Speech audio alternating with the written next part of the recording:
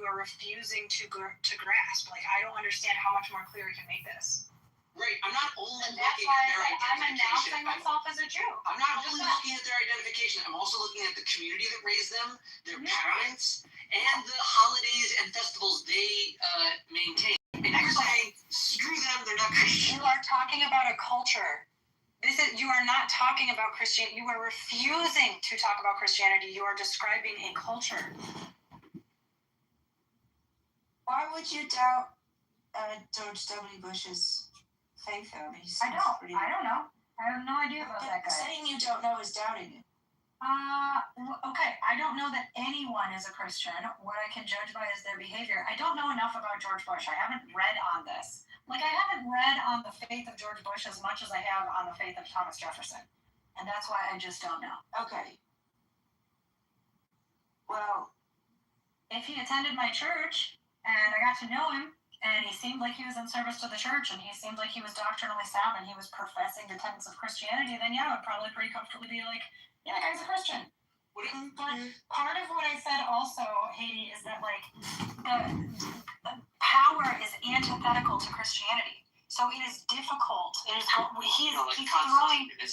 throwing names at me of people in power and demanding that I make some kind of judgment of their eternal soul. And what I'm saying to that in response is power makes it particularly difficult to submit to Christ. So the stratus of people that we're looking at is going to be sort of difficult.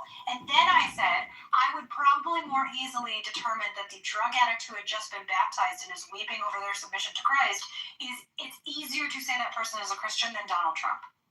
There, now you're caught up on my position, which you just... An example who obviously isn't a Christian. Well, that's what I said, and he's refusing to accept it. That should be obvious to a child. No, Zed thinks he's a Christian. Well, okay, slow down. Here's my question. Is it possible? No. My question is this. Is it possible for someone to be a bad Christian? You're not going to confess to her that you just already did not. Okay, so is it possible that someone... He's not a bad Christian. He's not a bad Christian. You're saying he's a fake Christian. He's a bad Christian the way that I'm a bad Christian, i.e. not a Christian. That's how bad Christian I am. Look, I'll give you a lot. What is it if a person espouses Christianity? I'll probably give you a lot more presidents than Steph would, right? This guy, it's just so obvious, right? From his entire, just look at his entire life, right? The only time he goes to church is the way a certain kind of American goes to church, i.e. Christmas and Easter. The way he lives his life. He cheated on all his wives, and that doesn't mean he's not a Christian, but he's not fucking sorry. And that's why he's not a Christian. Thank you. He's not sorry in okay, slow down.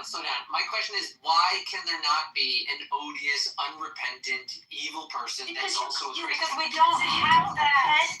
If you don't repent, then you don't fucking believe in it. Period.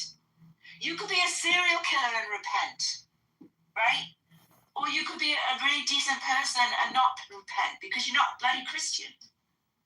I can't believe Haiti, the ardent atheist, does a better job of comprehending, like, and it's not rocket science. Well, you're a particularly brilliant atheist. But, like, Mixette, how is it not worrying you that she is understanding this and you're not?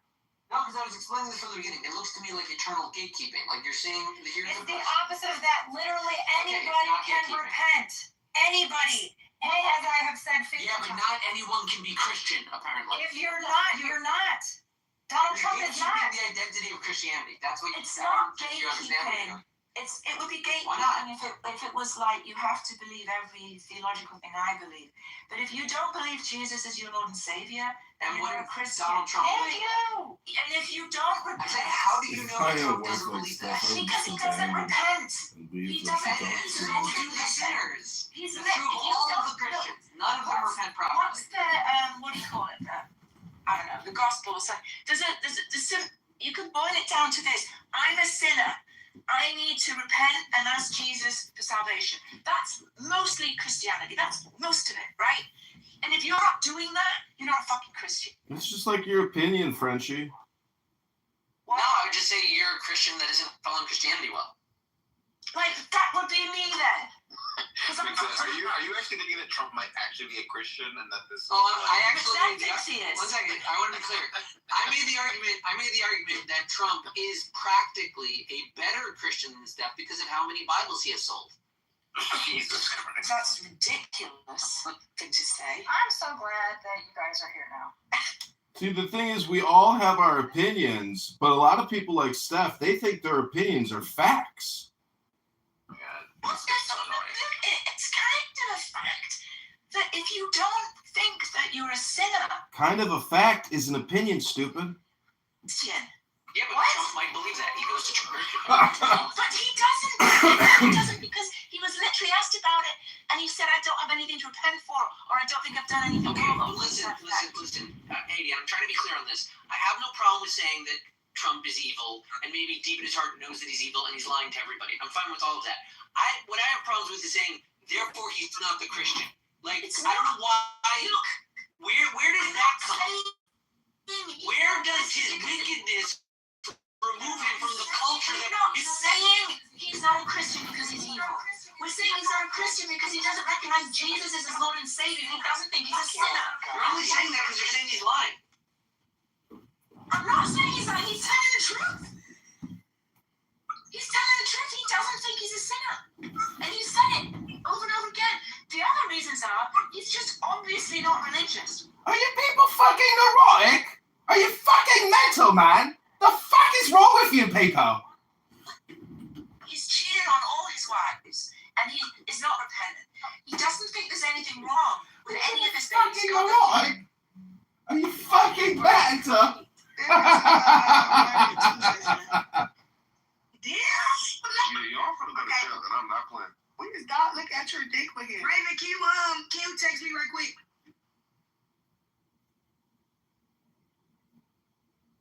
Sensitive to us, the way they are to the streets. That's just who they are. You know what I'm saying? But they don't understand that. Ain't no nigga being sensitive in the streets, girl. You cut me off, but you cut me off. So, Did she cut you off? Yeah, Did she cut you off? Yeah, she did. But I thought I was tripping. I just. Go You ahead. already wanted.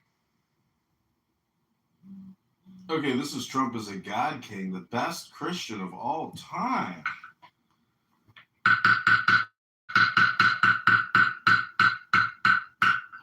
My friend, welcome to Trump as a God King.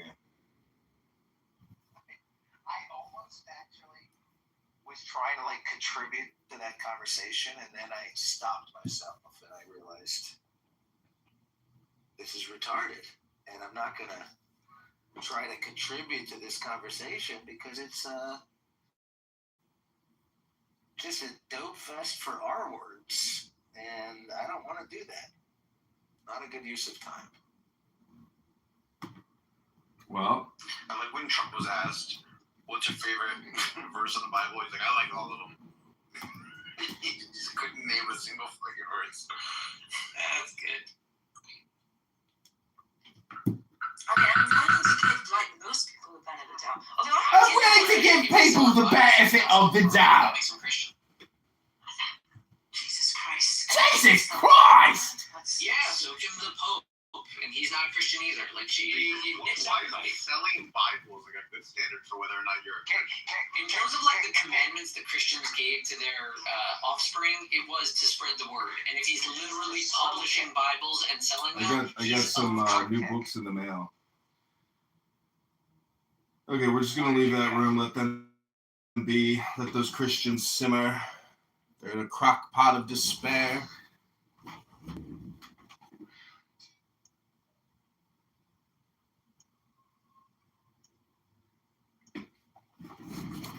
Okay, this is The Secret Wisdom of the Kabbalah, a study in Jewish mystical thought by J.F.C. Fuller. The beings who live below say that God is on high, while the angels in heaven say that God is on earth. This is book number 93 of 220 limited copies. Preface: this small book is in no sense a treatise on the Kabbalah. Instead, it is a speculative study on one of the several secret doctrines which it contains, and I believe the key doctrine of all the others. Should this be correct, then it finds to me which constitutes the foundations of Jewish culture and Jewish aspirations. Granted that this is so, they confirmed this idea, established a stepping stone to the circumnavigation of the globe, which did confirm it in an obvious and uncontradictable way. So also, world revolution. Nevertheless, I do not intend to touch upon this possibility in the present work, for all I will attempt to show that the idea is valid. Therefore, my object is solely to examine and explain it in order to establish it as a fact.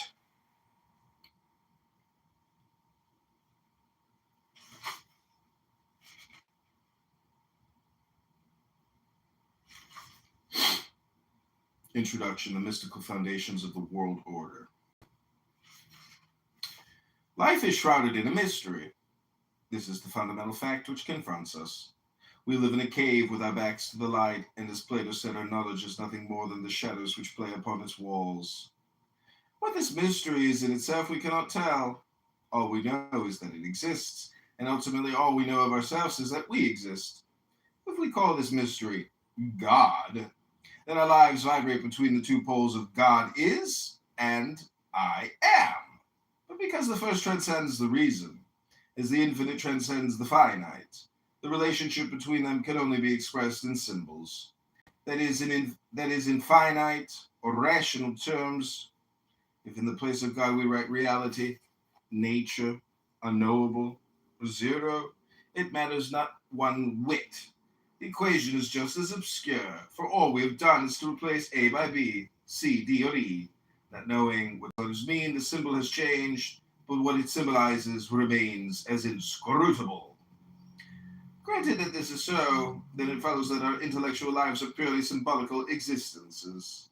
All of our thoughts are nothing more than symbols of a mystery, whether it embraces God, the ultimate source of all things, or reality, the tangible world distant from the represented. These symbols are by no means equidistant from the mind of man, which is not archetypal but protean. That is to say, it is forever changing its intellectual forms. Whilst at one time, one set of symbols keeps it in tune with the mystery. At another time, a different set of symbols can also do so. A different set of symbols can also do so.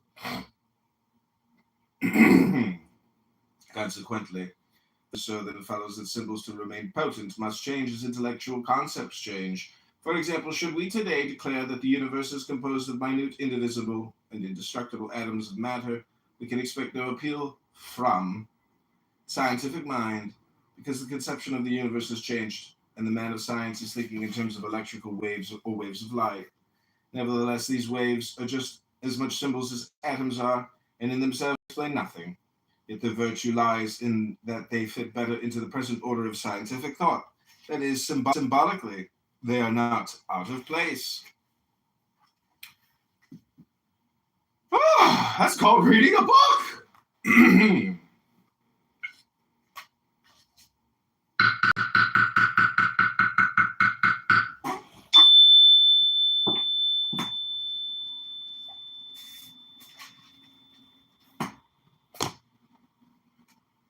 Book.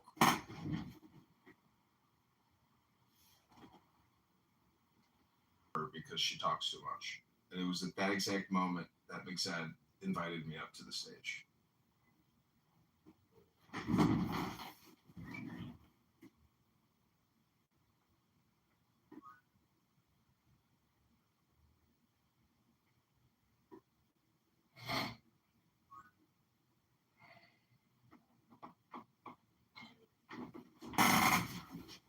Michelle.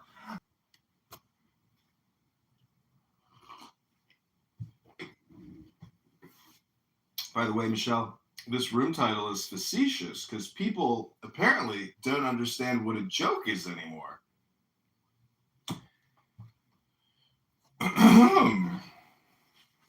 Okay, this is page number 2.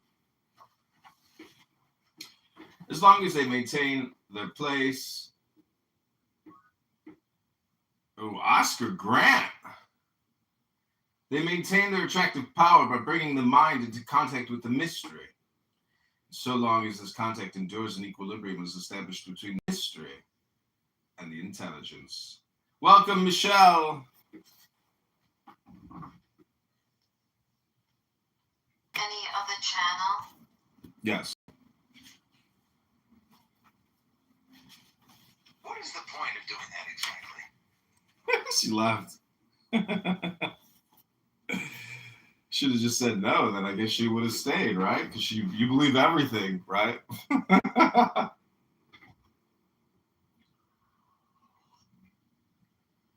What I think is funny is that now her profile will show this room. So whatever I change the title to, or whatever we say, will show up under her profile.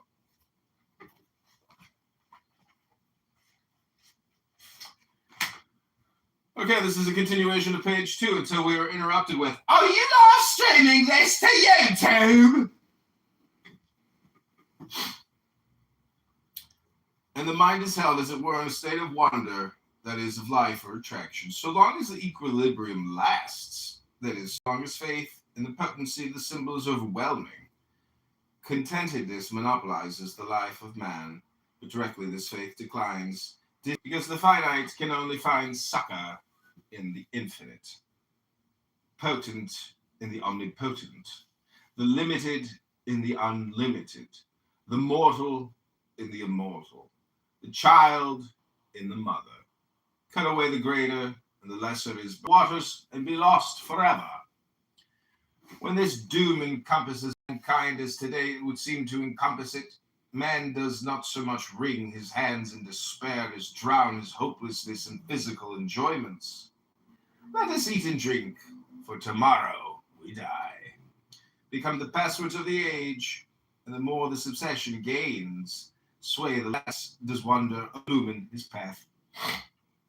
Until the age enters its eclipse, love becomes lust, the noble ignoble, the beautiful hideous, the generous selfish, and all is lost in a scramble of greeds. It is in this dismal darkness that Satan materializes, and Satanism becomes a cult. The symbols go on, potent and impotent, but now they are turned upside down, for fear is hope reversed. What causes this vacuum into which fear rushes? A breakdown in the equilibrium between the mysterious and the intelligible. And there is the greater mystery between God and the mind of man. So also is there the lesser mystery between mind and the body of mankind. The knowing are few, the ignorant are many. What to the one is supreme goodness, to the other may prove to be a deadly poison. As Adam, eating of the tree of the knowledge of good and evil, lost Eden, so throughout the ages have the wise kept wisdom to themselves, imparting the multitudes only just sufficient knowledge to fill them with wonder, guarding against giving too much, lest wonder intoxicates them and turns them mad. When this wisdom has been observed, an equilibrium has been established in the social order, and when it has not been observed, chaos has always held sway. A society or a civilization seldom perishes. Thus it happens that a people or a civilization is cursed when its rulers uncover the mysteries in the public places. When the symbols are made cheap, they are misunderstood. They cease to be cyclical and become real. Idols in the eyes of the multitudes. When the multitudes dance round the golden calf, then are the tables of the law cast upon the ground. All this may seem strange to us today, when everything is trumpeted about, is trumpeted abroad, sold for gold. There is no righteousness in the land, when love and lust, sorrow, tragedy, and excitement are sold for a penny in the newspapers, and when all that is sacred and vicious is broadcasted around for much less. The exploitation of the mysteries is the order of this age. There is no secrecy, except that of exaggeration and untruthfulness. Yet may not it be said, is not the progress of today due almost entirely to publicity? Yes, it is undoubted. But what profits progress if the world is to be filled with discontent? Freedom is a sublime mystery. But when this mystery is vulgarized, it becomes anarchy. Look around. Everywhere we see turmoil, strife, jealousy, fear, and greed.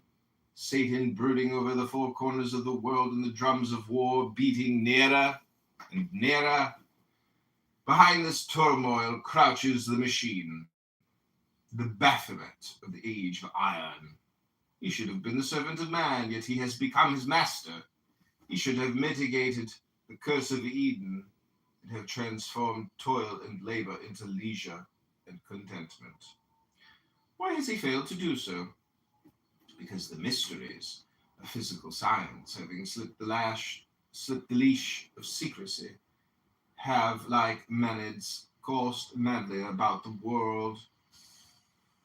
Once the searchers after the mysteries of nature worked in a gloom of fear, locking away the knowledge in ciphers and cryptograms. Now they stride into the laboratories, seeking to transmute knowledge into gold. When the people cannot understand their jargon, they fall back upon the pen of the novel writer, transforming scientific fact into romantic fiction. Why has science failed us? Because the wisdom of the few has been cast like pearls before the swinish ignorance of the many. The intellectual evolution of the masses has not kept pace with the physical evolution of the scientists. A new body has been built, a body of titanic power, yet it is still inhabited by a mind which belongs to a far less powerful instrument. The result is a moral disintegration, a throwing out of balance, out of focus, out of equilibrium. Chaos surrounds us because the mysteries have been communicated to those unworthy to receive them. And not until the new body is endowed with a new mind will the soul be born within it.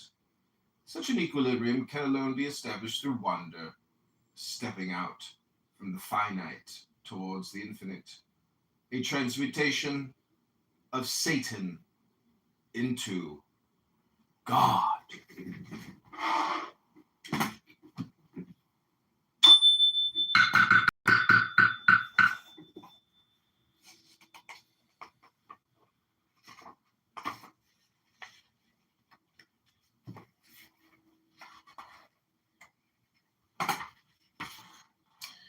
Transcendental knowledge.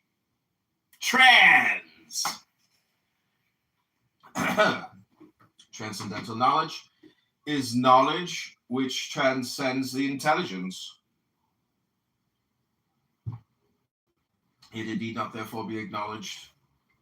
It need not therefore be knowledge which is beyond the focus of the mind.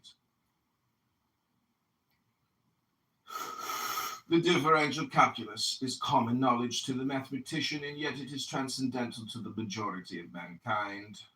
So also with practically all science, it is in itself the prerequisite of the few whom we call the wise. Today, the fundamental difference between the science of this age and the science of past ages is that whilst formerly the universe was looked upon as being full of symbols which, when read correctly, could lead us to the real being which they clothed, today the universe is considered to be reality itself. The tangible being is something which exists separated from us and which we can probe with our physical senses and take apart and put together again as if it were a machine. The mystical conception has been replaced by the mechanical conception, and yet in itself the mystery remains as profound. Aziz, welcome to the room. Welcome, Aziz. Hello. Aziz, Hello. Aziz, would you like to comment on the title of the room?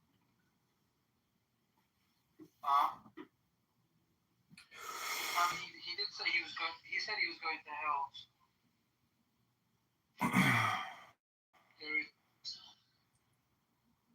He was on the plane. He was like, "I'm gonna go to hell." He said that. So, yeah, he said that. He said that on his jet. He was doing an interview. He goes, "I'm gonna go to hell. I'm probably gonna go to hell, but I'm probably gonna go to hell." He said that. I can. Wait, but what? About what? Shall I play it? Shall I play it?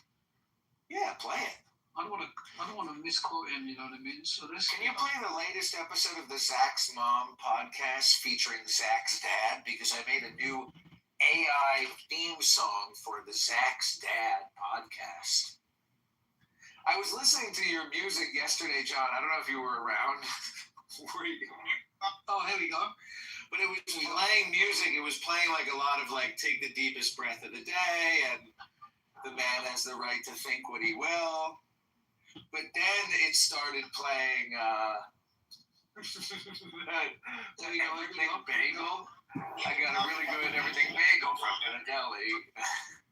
Yeah, here we go. You had talked a couple of weeks ago, you were doing an interview, and you talked about how you hope to end the war in Ukraine because it might help you get into heaven. How does this help? Does this help? I mean, I'm being a little cute. I don't think there's anything going to get me in heaven. I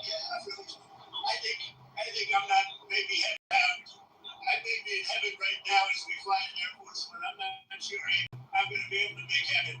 But I've made life a lot better for a lot of people. And, as an example, at the election of 2029, Rick, you would. So yeah, he just waffles off. Did he get the point?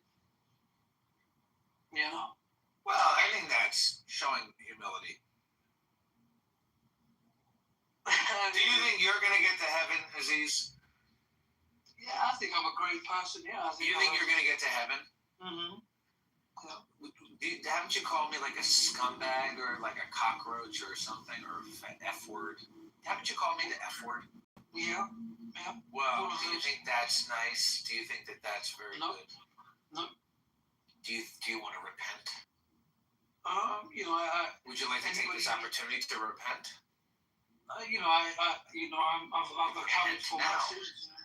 You've accounted for your sins of calling me the F word? Yeah, I think in the moment I felt you deserved it. Do you think that your savior, whoever it is, the Muslim version of Jesus? Mm-hmm. Well, you guys have like a Jesus type? Jesus. We believe Jesus. So we don't have a version. We actually. Does your heaven have gates? Are there pearly gates, or is it like? Are there gates of heaven? I mean, there's definitely a list of people that can't get in, people that can. So it's gated in that sense. What about you? You're a Jew, right? Do you believe in? You don't believe in heaven, right? There's no real heaven, right? I don't know, to be honest. Jews don't really know what I believe. No, you guys don't believe in heaven. You have like a. I'm a Jew ethnically first. Does that make sense to you? Not really, no.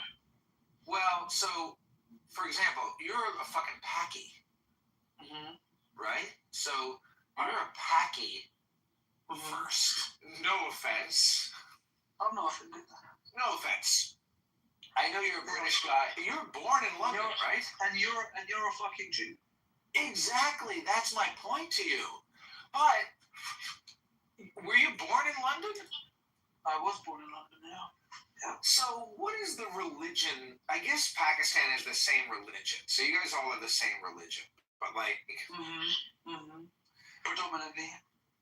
Well, I was raised to be very Jewish, but I wasn't really raised with the Jewish religion so much. And then when I got into religion... I learned about all the religions of the world. And so I have a very comprehensive set of religious or spiritual beliefs, not just Jewish. So I am so what do you believe? Saying that you're a fucking Paki. So what do you believe? I believe the way that can be named, I believe that whatever you can believe in, whatever can be believed in, is probably not the eternal way of the world. Because I believe that the answer to like what happens after we die. Is it racist if I call you a fucking Jew? Is it racist if I call you a fucking Jew? Well, because it's depends on your tone. Well, not racist, anti-Semitic, right? Isn't that what we say? That's what we say. Is that anti-Semitic? It's pronounced anti-Semitic. Okay, Rabbanu Shalom. I'm going to try to save the R word for later. We're moving this conversation on. Aziz, I know you I found a link about the dopamine switch in the brain. It turns out that your conversation, gentlemen, is creating dopamine for the both of yourselves and enhancing your dope, bigger dopes. Aziz, do you think you're a dope? Yeah, depends on how you define the word, probably, yeah. I would say so. Think about all the years you've been coming to Clubhouse talking to El Normo. Oh my God. Oh God, don't remind me. Do you hear El Normo in your sleep? When you go to the gym and work out, which you probably don't, but if you did, do you think you'd hear El Normo telling you to try to get one more rep in? I mean, he's like my nemesis, you know what I mean, at this point. So, You live your life with nemesis? yeah, I mean, it's a driving force, you know what I mean? I like Norm. Come Well, on. see, Aziz, he gets roasted by Norm. Everybody roasts Aziz, but when Norm does it, it's got to be particularly painful and hurtful. Am I correct, Aziz? But I like Aziz too. I mean, I don't think people take Norm seriously. Genuinely, I don't think anyone really takes. Do you think people take you more seriously than El Normo? Yeah, reluctantly. Like I mean, I even disagree with people when they take me more seriously. Yeah, I do. I do think they take me more serious. Yeah. I mean, he's very obnoxious, you know what I mean? He's a very obnoxious man. So, you know, to fucking get in the jacuzzi type thing. Yeah. So, but to be fair, I'll give him credit. It was obviously.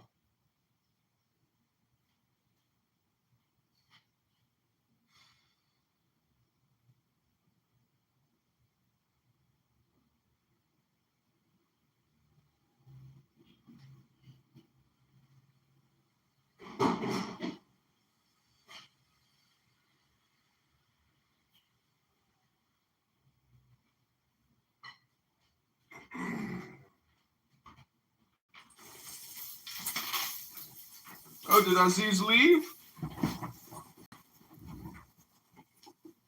Oh!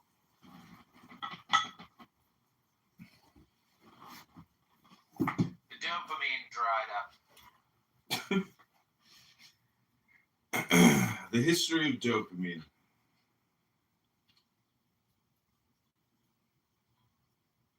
Okay, this is continuing on the secrecy of transcendental knowledge.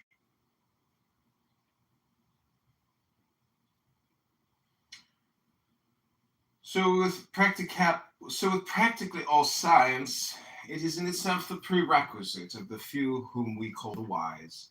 Today, the fundamental difference between the science of this age and the science of past ages is that whilst formerly the universe was looked upon as being full of symbols which, when read correctly, would lead us to the real being which they clothed, today the universe is considered to be reality itself, a tangible being, something which exists separated from us, and which we can probe with our physical senses and take apart, and put together again as if it were a machine.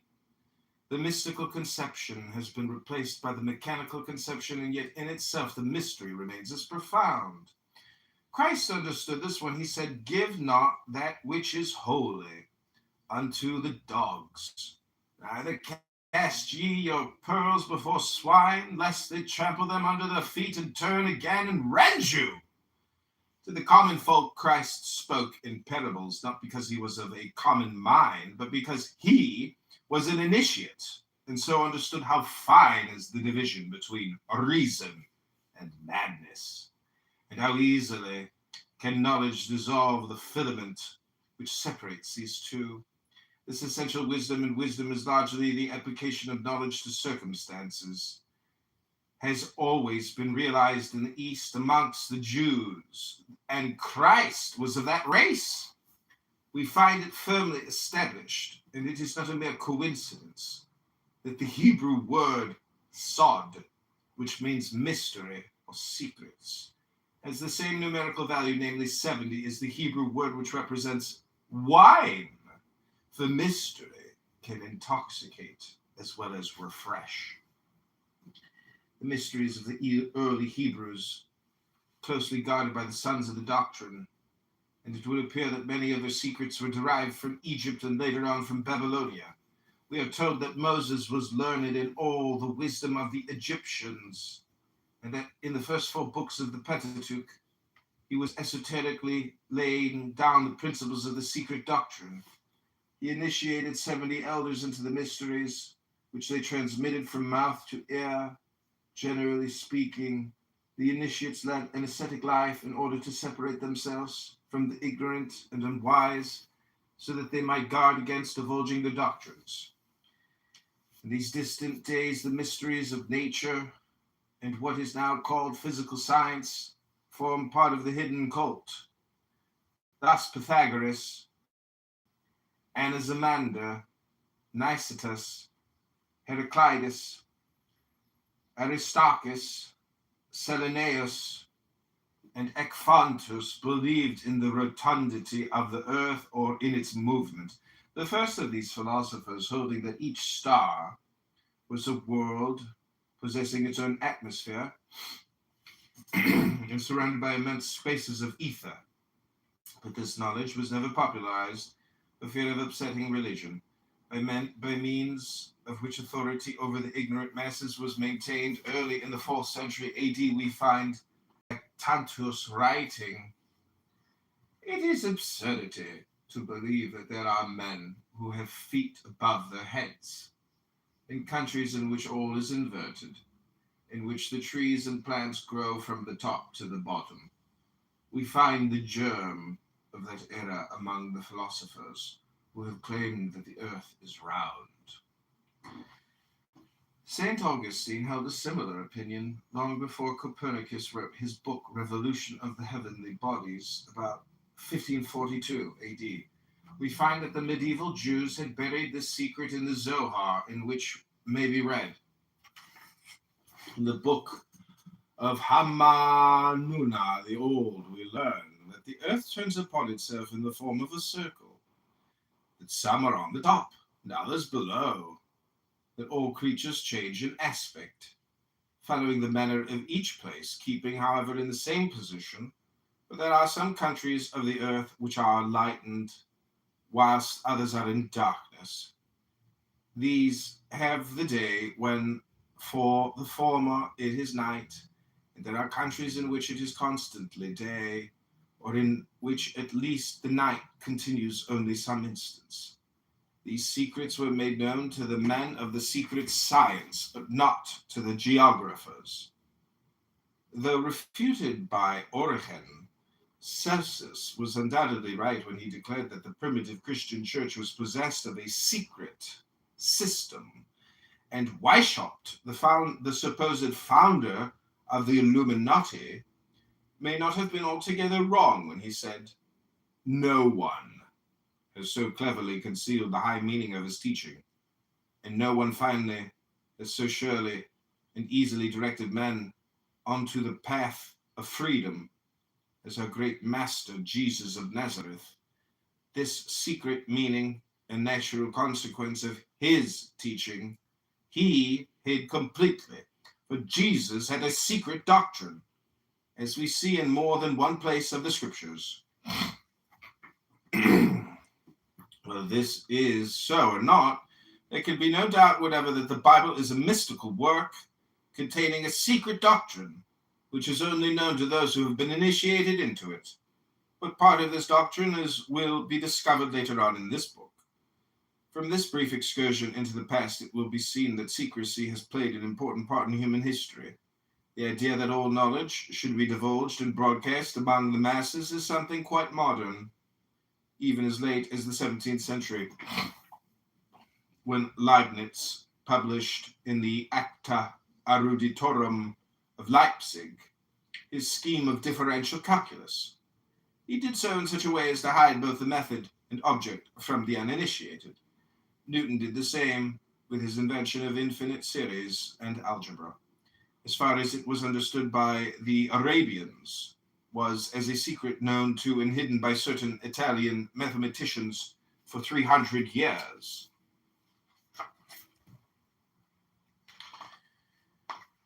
The world is a mystery. Mysteries are dangerous to the uninitiated. Here are two facts which would seem to be uncontradictable, for divulgence has invariably led to active discontent caused by a loss of balance between the spiritual and the mundane. Like all other peoples, the Jews realized this, and long before the Kabbalah was known as an occult science, the mysteries of creation, evolution, and dissolution were locked up in their sacred writings. Then came the Great Dispersion. A small people bereft of nationship was cast into a dissolving world, later on led to the persecution of the Jews, whereupon the secrecy of the doctrines took on an accentuated form. Self-preservation had now to be added to non-revelation. This led to the growth of oral traditions. The secret doctrines were passed from mouth to mouth and were locked away in the brains of the priesthood and the learned. Later, a persecution began to slacken. The written word once again began to appear, and by degrees the Kabbalah emerged into daylight. The word is a curious one. Its value is 70, which is, as we have seen, the numerical value of sod, 4 plus 6 plus 60 equals, and wine, 10 plus 10 plus 50 equals, and also of night, 30 plus 10 plus 30, and be silent. Wow! 6 plus 5 equals some Hebrew letters plus 5. Therefore, it may be said to mean the secret which intoxicates, which is as dark as night, and which must not be divulged. The fountainhead of this doctrine is the Zohar, or Book of Splendor, a vast jumbled commentary on the Pentateuch, written partly in Aramaic and partly in Hebrew. Tradition asserts that its author was Rabbi Simeon ben Yochai, who lived in the 2nd century A.D. Of it, Ginsburg says. It was first taught by God himself to a select company of angels who formed a theosophic school in paradise. After the fall, the angels most graciously communicated this heavenly doctrine to the disobedient child of earth to furnish the protoplasts with the means of returning to their pristine nobility and felicity. From Adam it passed over to Noah, and then to Abraham, the friend of God, who emigrated with it to Egypt, where the patriarch allowed a portion of this mysterious doctrine to ooze out. It was in this way that the Egyptians obtained some knowledge of it, and the other Eastern nations could introduce it into their philosophical systems. Moses, who was learned in all the wisdom of Egypt, was first initiated into it in the land of his birth, but became most proficient in it during his wanderings in the wilderness, when he not only devoted to it the leisure hours of the whole 40 years, but received lessons in it from one of the angels. By the aid of this mysterious science, the lawgiver was able to solve the difficulties which arose during his management of the Israelites. In spite of the pilgrimages, wars, and the frequent miseries of the nation, he covertly laid down the principles of this secret doctrine, the first 4 books of the Pentateuch, but withheld them from Deuteronomy. This constitutes the former man and the latter the woman.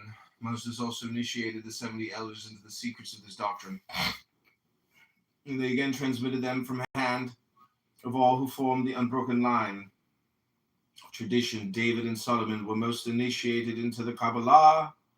No one, however, his son, Rabbi Eliezer, and his secretary, Rabbi Abba, as well as his disciples, then collated Rabbi Simon G. and Storehouse of Kabbalah, Kabbalism. Turning from tradition to history. Though here again evidence is none too secure, the Zohar is attributed to Moses de Leon, a Kabbalistic writer of the 13th century, and quite possibly parts of it were written the Sitra Torah, Secrets of the Torah. 4. Ra'aya Mahemna, the True Shepherd, initially at Mantua and Cremona in 1588. Later editions are those of Lublin, 1623, Amsterdam, 17, his Kabbalah, Denudata, in 1677. A Latin version of the Sifra di Sunuita, the Idra Rabba, and Idra Zuta, which in 1887 were translated into English by S. L. McGregor Mathers under the title of The Kabbalah Unveiled.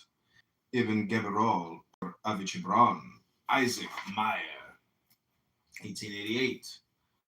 The Kabbalah Meyer, 1888. Le Kabbalah ou la philosophie religieuse des Hébreux, Anne Frank, 1889. The Kabbalah, its doctrines, development, and literature, Christian D. Ginsburg, second impression, 1920. The Holy Kabbalah, A.E. Waite, 1929. The Secret Doctrine of Israel, A.E. Waite, 1913. The History of Magic, Eliphas Levi, 1913. The Book of Formation, or Sefer Yetzirah, Nut Stenring, 1923. The Zohar in Muslim and Christian Spain, Ariel Benison, 1932. A Garden of Pomegranates, Israel Regalia, 1932. QBL, or The Bride's Reception, Fatah Achad, 1922. The Anatomy of the Body of God, Fatah Achad, 1925. Next chapters. Chapter 1, The Wisdom of the Kabbalah, the Kabbalah.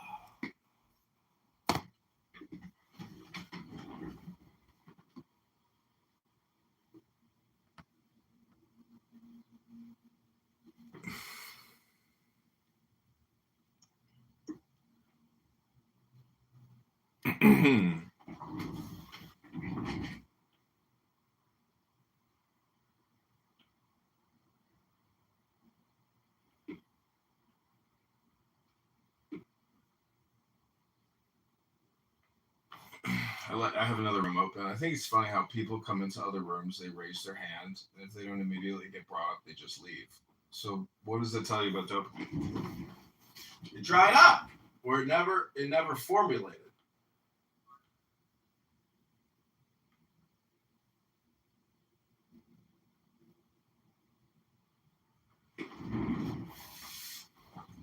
Okay, Rabboni Shalom, what do you think about that first few pages of this book by J.F.C. Fuller on the Kabbalah? Well, it's interesting. It seems like a lot of, so far, just background and introduction. Yeah, but there's things in there about the secret doctrines of Israel you probably never knew about, right? I mean, like Moses and Noah, they're transmitting some type of philosophy. Transmitting something. Is a fart just air passing over a turd?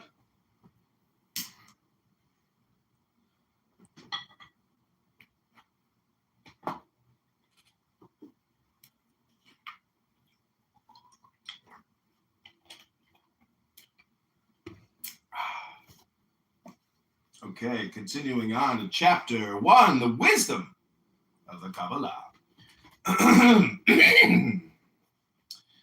The Kabbalah is not a holy book, as are the Vedas, the Bible, and the Quran. It is not a book at all. Instead, it is a secret traditional knowledge. The hidden thought of Israel, which like gold embedded in rock, is to be found only after much labor in many Hebrew works such as the Torah, the Talmud, the Mishnah, the Midrashim, Zohar, and scores of other books, the bewildering nature of which may be recognized in a few minutes by glancing through a Talmudic miscellany by Paul Isaac Hirschon.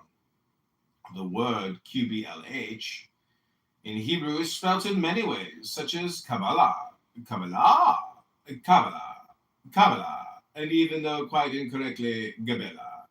It is not derived from such fantastic origins as the name of Kapila, the Indian philosopher, or from the name of the goddess Cybele, for the word simply means reception, something received, an oral transmission, an oracle, for the spoken word. And the reason is, as we have already mentioned, that for ages the Kabbalistic doctrines were not set down in writing or print, the Hebrew considering them too secret and sublime a wisdom for the common eye. This wisdom is formed within a vast number of doctrines, such as the nature of God, the mystical cosmogony of the universe, the destiny of the universe, the creation of man, the immutability of God, the moral government of the universe, the doctrine of good and evil, the nature of the soul, angels and demons, the transcendental symbolism of numbers and letters, the balancing of complementary forces. All these many problems are divided under two main headings, the theoretical and the practical Kabbalah. The first being again divided into the symbolical, dogmatic, and speculative branches. The first main division, that is the theoretical, is philosophical. The second is magical, and is largely elaborated around the Masseh, Merkaba, the chariot of Ezekiel, and the four animals which are also mentioned in the Apocalypse. Out of this magical Kabbalah, much of the magic of the Middle Ages was developed.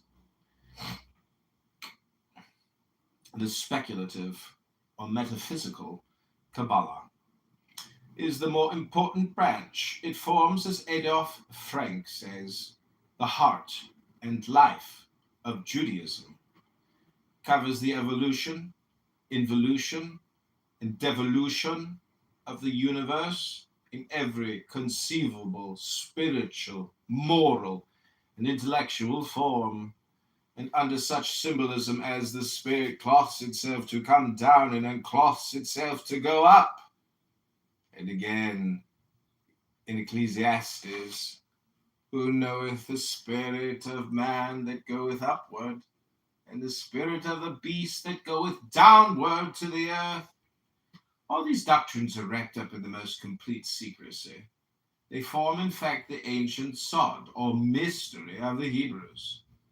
Woe to the man who sees in the Torah, law, only simple recitals in ordinary words, because if in truth it only contained these, we would even today be able to compose a Torah much more worthy of admiration. The recitals of the Torah are the vestments of the Torah. Woe to him who takes this garment for the Torah itself. There are some foolish people who, seeing a man covered with a beautiful garment, carry their regard no further and take the garment for the body, whilst there exists a still more precious thing, which is the soul. The wise, the servitors of the Supreme King, those who inhabit the heights of Sinai, are occupied only with the soul, which is the basis of all the rest, which is the Torah itself. And in the future time, they will be prepared to contemplate the soul of that soul which breathes in the Torah.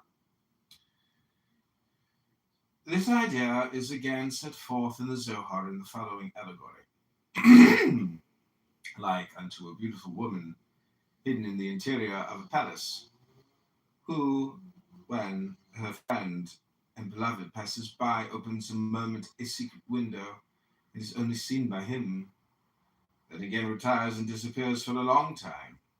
So the doctrine shows herself only to the elect, but also not even to these always in the same manner.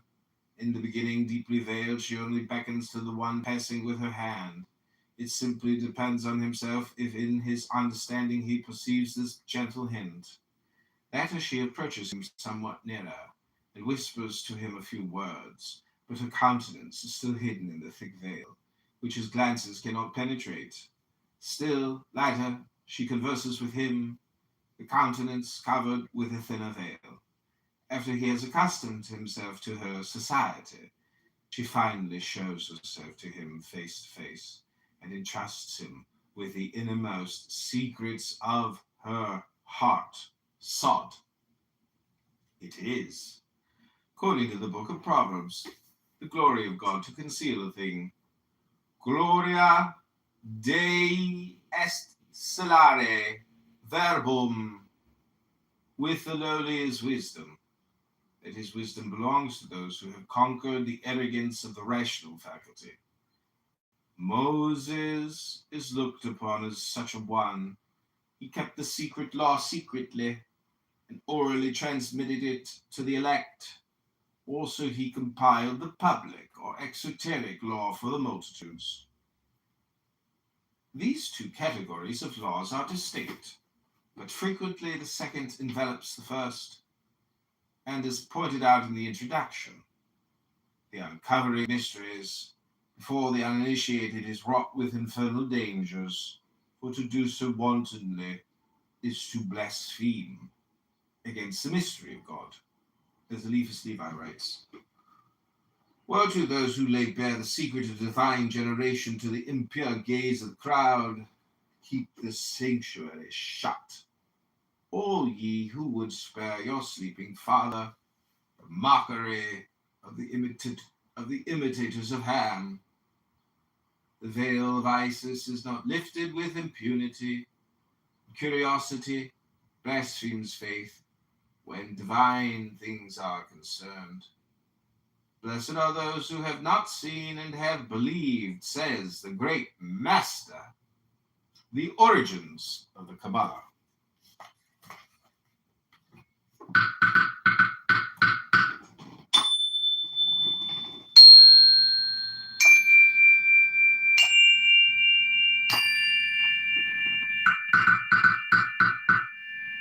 Hello?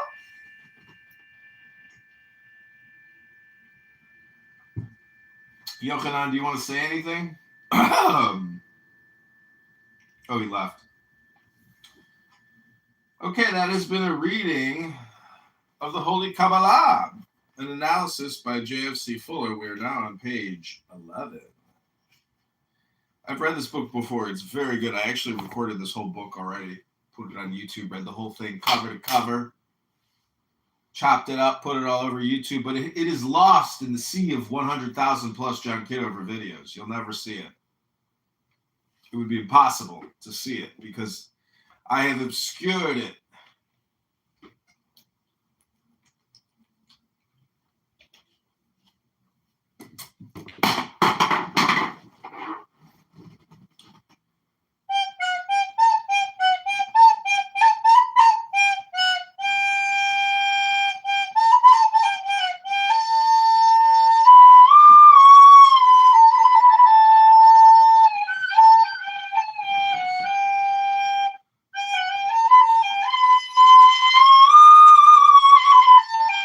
Never had one lesson. Okay, this is known as a Jew harp.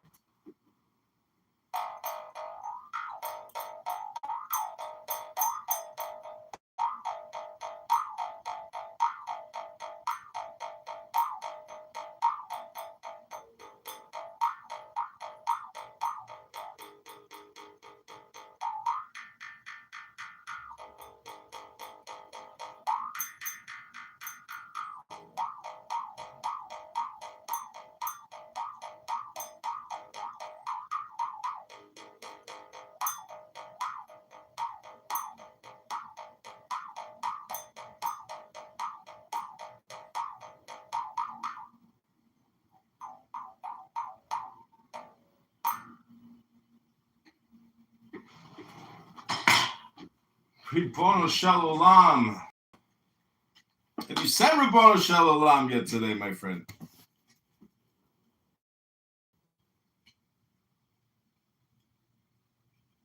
Hello?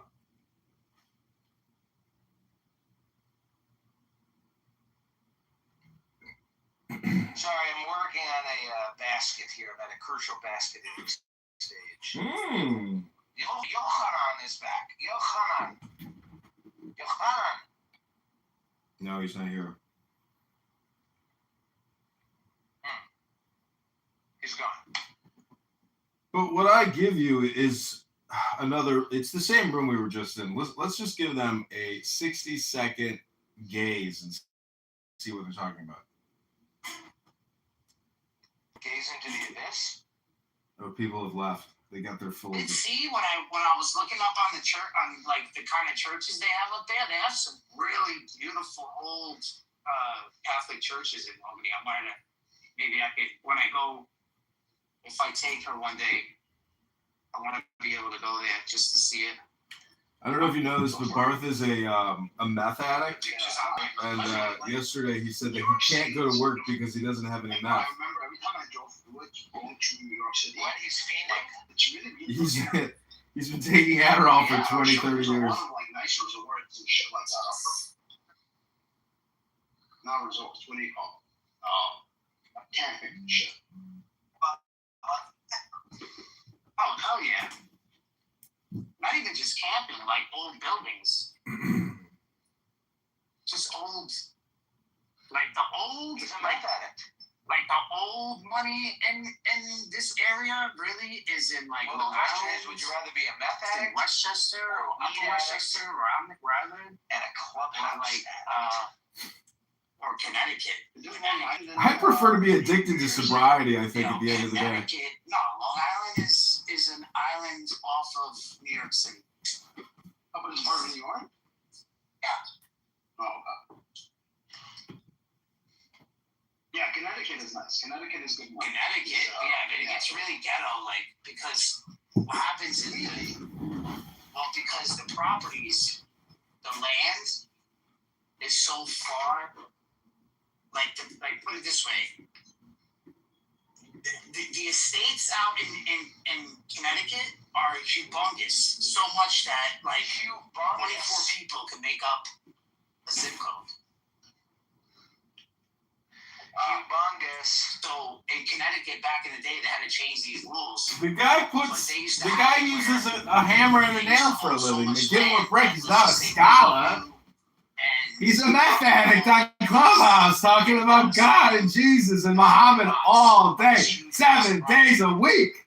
We wouldn't have to pay any property. This guy has a family. He's got a wife and kids. He's on here talking to us more than he spends talking to his family. What kind of craziness is this? Getting ourselves out of everything or having a well or something like that. So they wouldn't have to pay local tax for like fire departments. He speaks English though, right? And based on Clubhouse standards, he's actually highly evolved. For a long time, these people never paid fucking property tax or anything like that.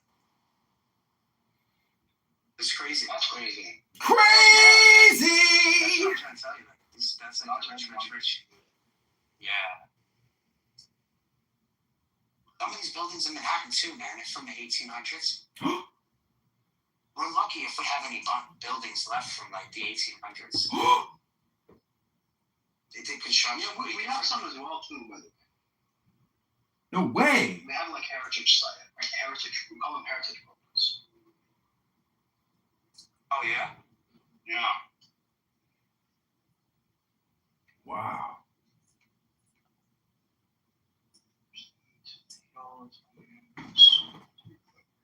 Have you lost any weight? He's also on peptides, by the way. Yeah, I'm good with my weight. Can you imagine losing weight but never going to the gym, my When I friend? started this app, when I started with the app 2 years ago, I weighed 240 pounds. Yeah, how tall are you? I'm 6 foot. That's a lot, 40. man. 240 Yes. for 6 foot, still a lot. Yes. That nigga Now humongous. I'm down to 196. Wow! I haven't weighed this less, bro, since high school. 196. I'm not fat. Hasn't I'm weighed not this fat. less. Like, I have no stretch marks or anything like that. Because I'm just, I don't know, I guess I'm just a big guy. I was a terrible But student in junior high when it came to English and yeah, grammar I'm and all down that. to 180 and then I'm Just I guess I barely got through it, but thank God I started reading books because if you suck at grammar and you suck at words and communicating, oh my God, there's this thing called a book, and the more you read, it turns out that you're like absorbing what people are writing who are gifted writers. That's all right. I lost a little bit of my legs and shit. I don't think it's like necessary for me to have The legs are the most my important, quads. especially I don't think my quads have to be fucking maxed out anymore. I'm not riding a BMX bike anymore. legs are the most important, especially as you age. I'm not roller skating anymore. No, man, but you're gonna be carrying your body around for the rest of your life. Yeah, of course. Yeah, that's why legs are really, Really? of course. Your knees are the most important. The fuck do you think a leg is? Yourselves out of everything or Everything moving is around. My friend, he was also a prisoner, and he was put in solitary confinement for an extended period of time. Like, drink collagen, you know? Bone broth, shit like that.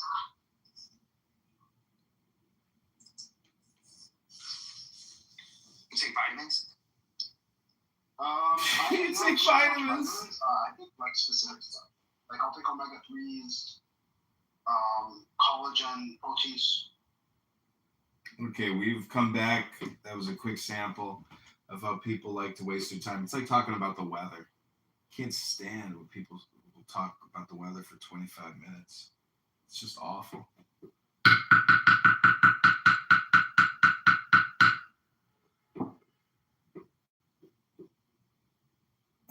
Okay, continuing on in the Kabbalah, the secret doctrine. If you're liking this video, hit the like button. Use your fingers to vote.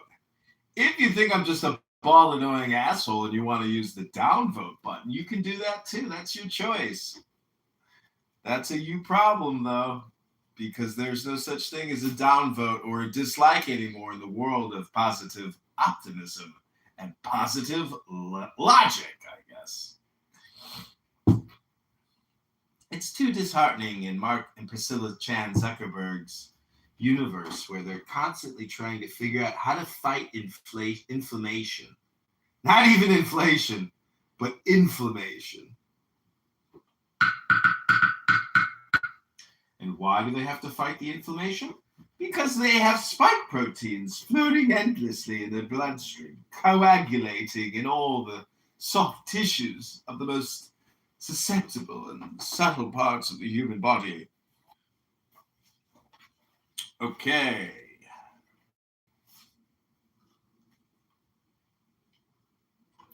The origins of the Kabbalah.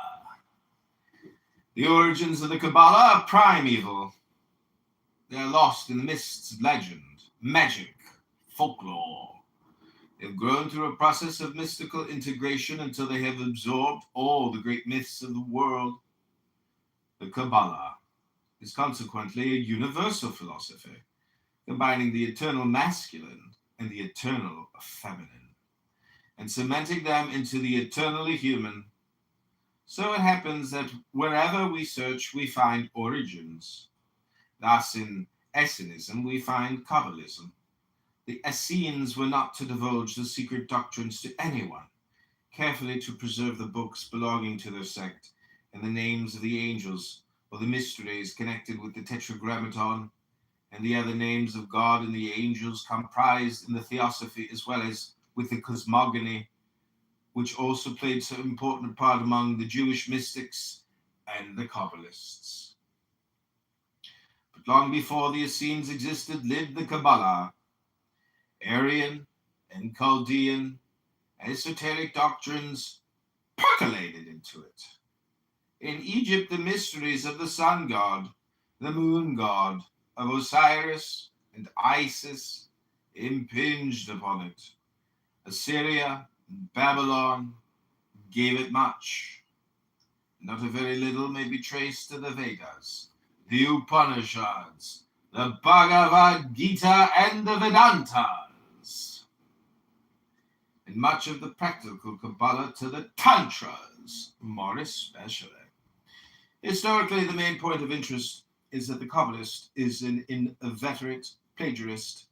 He never hesitates to copy, to absorb knowledge from outside, His doctrines, being secret, are vastly attractive. They suck in all mysteries, digest them into a universal form. Consequently, there is both grist and chaff in the Kabbalah, a medley of wisdom and nonsense which often defies separation. The outstanding advantage of this plagiarizing is that it offers something to everyone.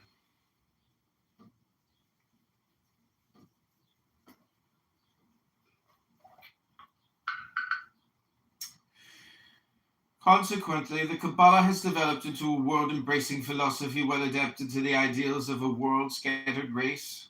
In it will be found Hinduism, Taoism, Buddhism, Zoroastrianism, Christianity, theism, deism, dualism, agnosticism, pantheism, Satanism, spiritualism, and atheism, for every cult except polytheism has burnt offerings on the altar of the Kabbalistic mystery, magically depicted in the form of the pan-like Baphomet.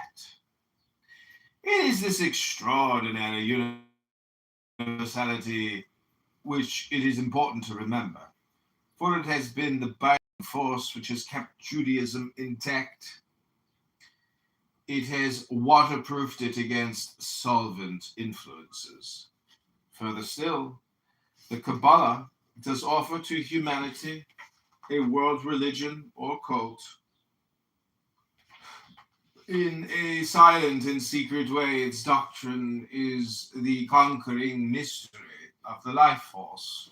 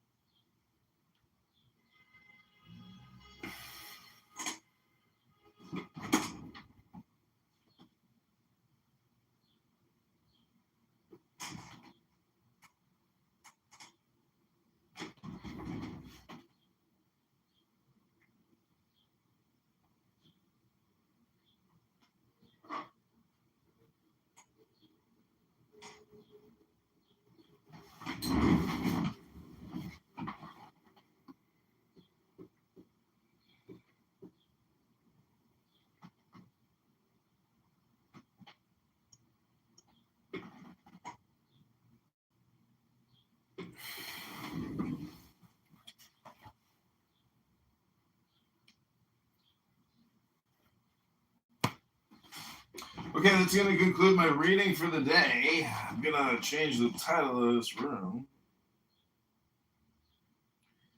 We're going to call it John Kitover. Chicago Mayor Vote.com.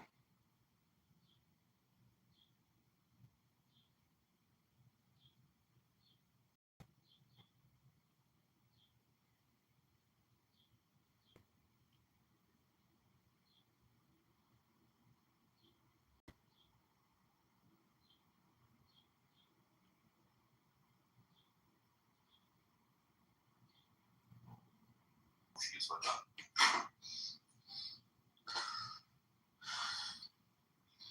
Bro, he was putting GHB and like fucking and like MDMA in the fucking baby oil, bro. He's Oh, he's putting drugs in the baby? yeah. You didn't know that? What? No. Why would you put drugs I in the thought baby he oil? was just lubing people up and like oil. Bro, alright. Can you imagine? You can get high on, I don't think you can get high on MDMA via the skin. Then you gotta eat it. Okay.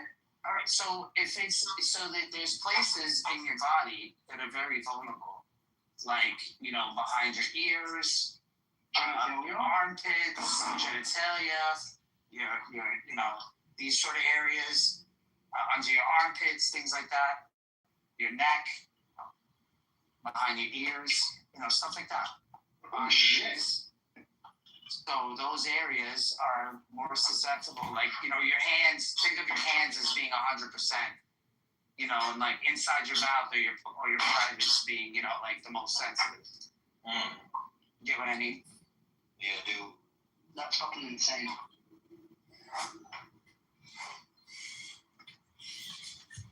That is fucked.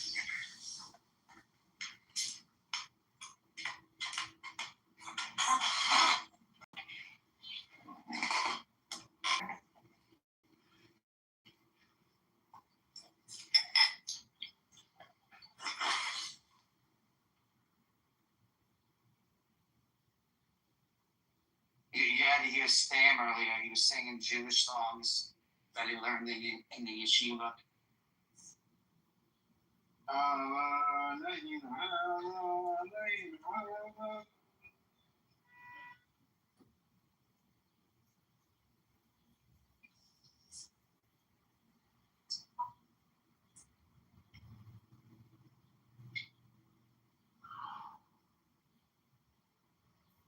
Talking about Rome, like in Rome, infanticide was a very common practice. Okay, can you go get something and like just put that up so I can put that up there real quick?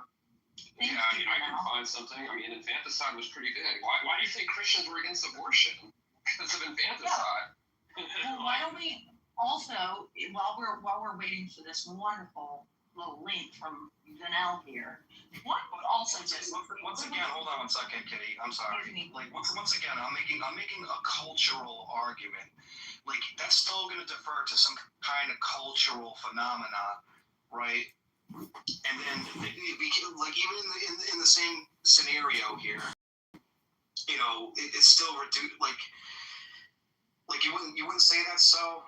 But Get on it for the conversation, yeah. I'm happy to go on this. Sure, fair enough. What were you gonna say, Kitty? honestly, it's more or less to everyone, but especially Carlos, who has this weirdly unique concept of treating. No, I firmly believe that you are understanding that life happens at fertilization, which is beautiful. But oh, great! Now there's 2 Johns. But then I just don't see how you cannot make the correlation between that. And if you look at abortions, and I'm saying over the course of the past decade in America, the numbers are not traveling down; they're going up. So it went from like 95% to less than 95% from education, from for being precautious of it, for having Planned Parenthood and everything else. That less than 95% are due to these heinous acts such as rape, incest, or God forbid, the mother dies, or the baby and the mother dies. So you're looking at less than 95%. Over 95% of all abortions in America Hello, Mighty Regal Greenbean. Put me in the queue after Kitty's done. I'm done. You can go on, but I'm just saying. I just want to say based on abortion. Or was that just a comment? I was requesting to be put in the queue with other speakers. If Glorious Green Bean Regal could put me in the queue. Okay, but Universe, you're also Aleister Crowley, so Yeah, why are there 2 of you? Why are there 2 of you? 2 of you. You can't be 2 of you here. Well, the Oracle doesn't answer every question. I'm requesting 60 seconds from what's called a book. So what's your point about reply from Carlos, please. What was your point about the 95% that they represent the 5% of like the rapes and the? Well, we're looking at less than 5%. Less than 5% of these so-called intruders, like you're talking about. So that means over 95% are not intruders. These are, a miracle of life. This is something that it takes an actual physical action of a wiener going inside a vagina and ejaculating. Oh, that's disgusting. That's well, you know what's more disgusting? People killing babies. Okay, I'm done. Yeah, so I'll go after Carlos. I'm gonna go after you. Yeah, as I was saying to Regal just earlier, like I think it centers around consent. So when someone doesn't consent to the pregnancy, they may then view it wouldn't just be 5%. A lot of like intruder cases, it would be, I don't.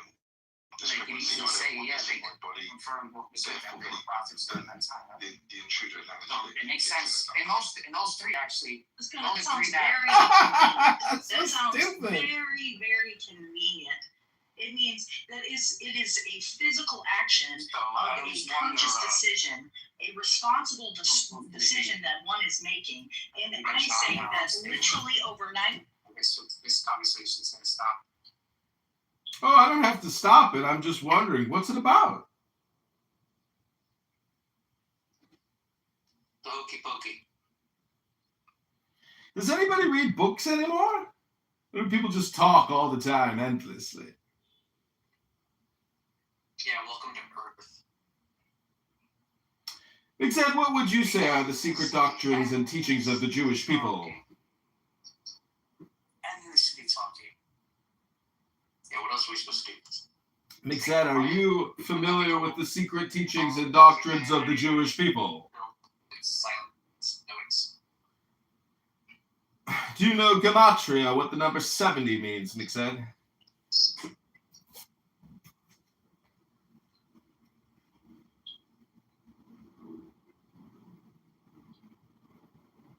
Wunderbar. The word is a curious one. Its value is 70, which is, as we have seen, the numerical value of sod and wine, and also of night, and be silent. Therefore, it may be said to mean the secret which intoxicates, which is as dark as night, and which must not be divulged. The fountainhead of this doctrine is the Zohar, or Book of Splendor, a vast jumbled commentary on the Pentateuch, written partly in Aramaic and partly in Hebrew. Tradition asserts that its author was Rabbi Simeon ben Yochai, who lived in the 2nd century AD. Of it, Ginsburg says,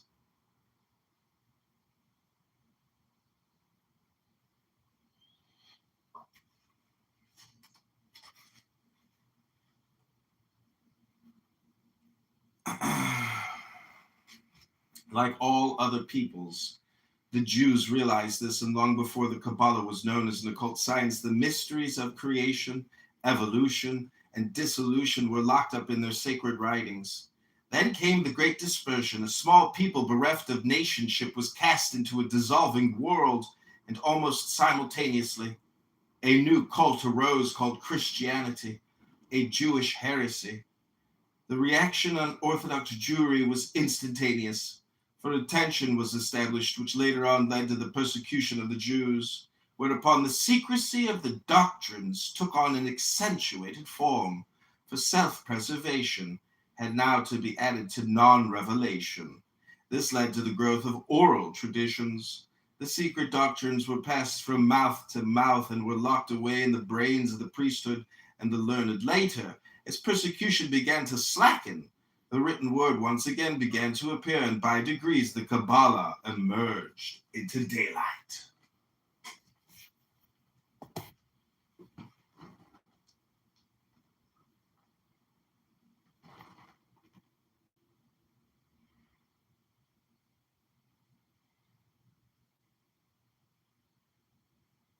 Hello?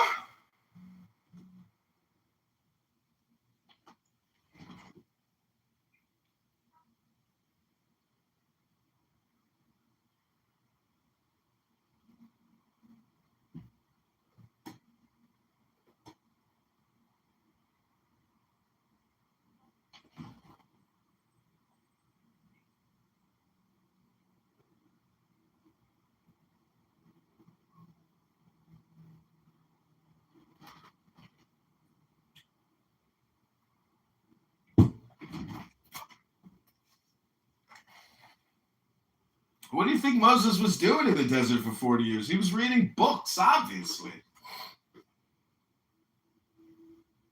was publishing books. 5. The philosophy of the Kabbalah is not difficult to define. It is a question of balance, of poise, and of equilibrium. But to explain what is meant by balance or poise is not so easy, and in place of attempting to do so in a few sentences, we will let this central principle evolve slowly on its own in this You and the know, next if four you find chapters. yourself compelled to speak such that you find text to read out to others, you might consider exploring other sections of the library. Esoterically, the object of this philosophy is a return of the universe into the structure of the first atom. This mystery we will attempt to explain thereon. Exoterically, it is the return of Israel to the Garden of Eden, the megalomania of the all-conquering Jew. The relationship between these two objects is that the second constitutes the protective shell of the first. The second maintains the Jewish peoples intact, and this intactness enables Kabbalistic wisdom to evolve.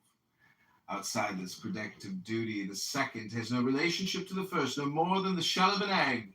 Lifeless substance has a relationship to the yolk within it, living substance. That the Israelites will find the promised land and the conquest of the world is a lie which protects a sublime truth, the reabsorption of the world into the pure Spirit of God.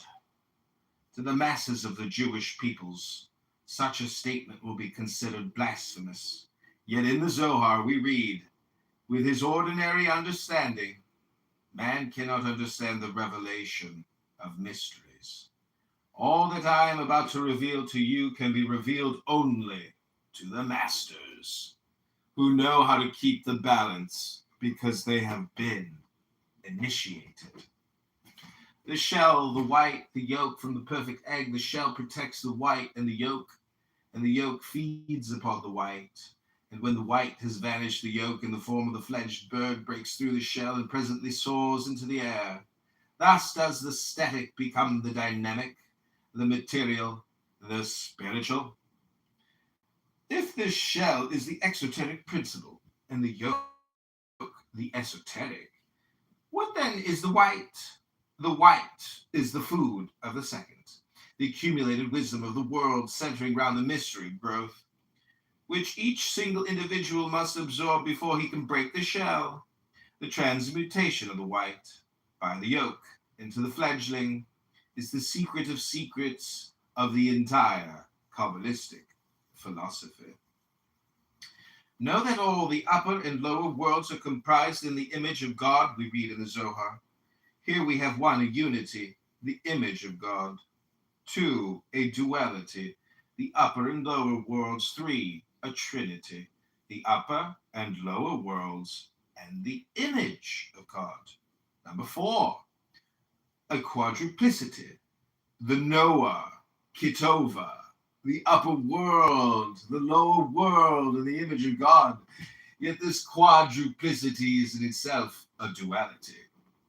The Noah and the image of God, because this image includes the upper and lower worlds. The absorption of the Noah and the image is the great work, the reestablishment of unity or equilibrium.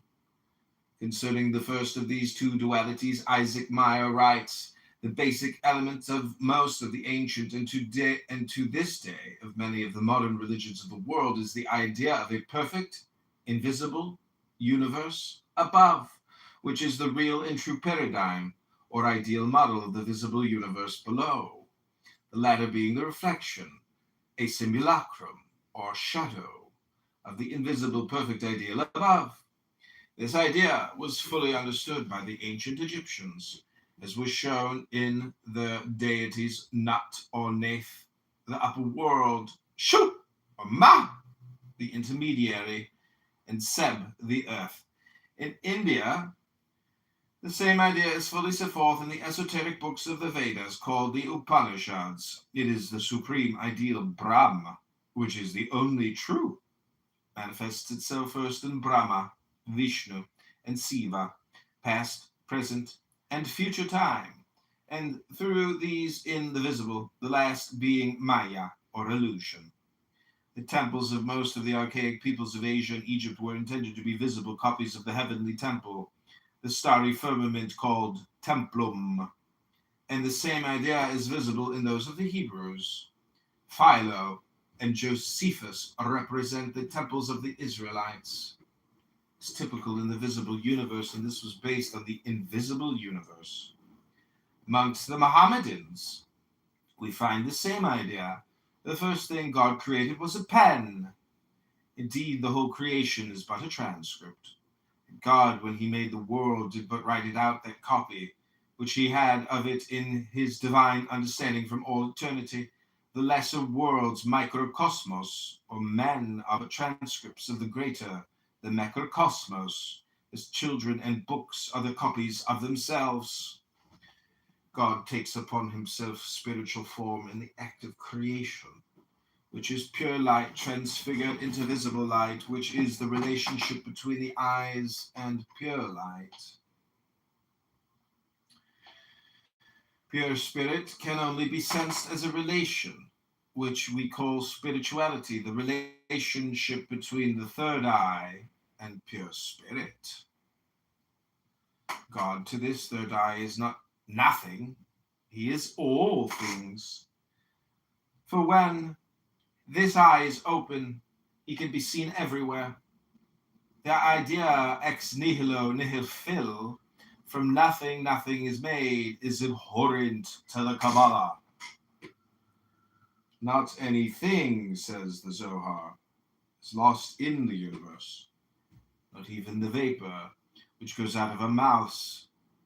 As all things, it has its place and its destination, and the Holy One, blessed be it, makes it concur to its works.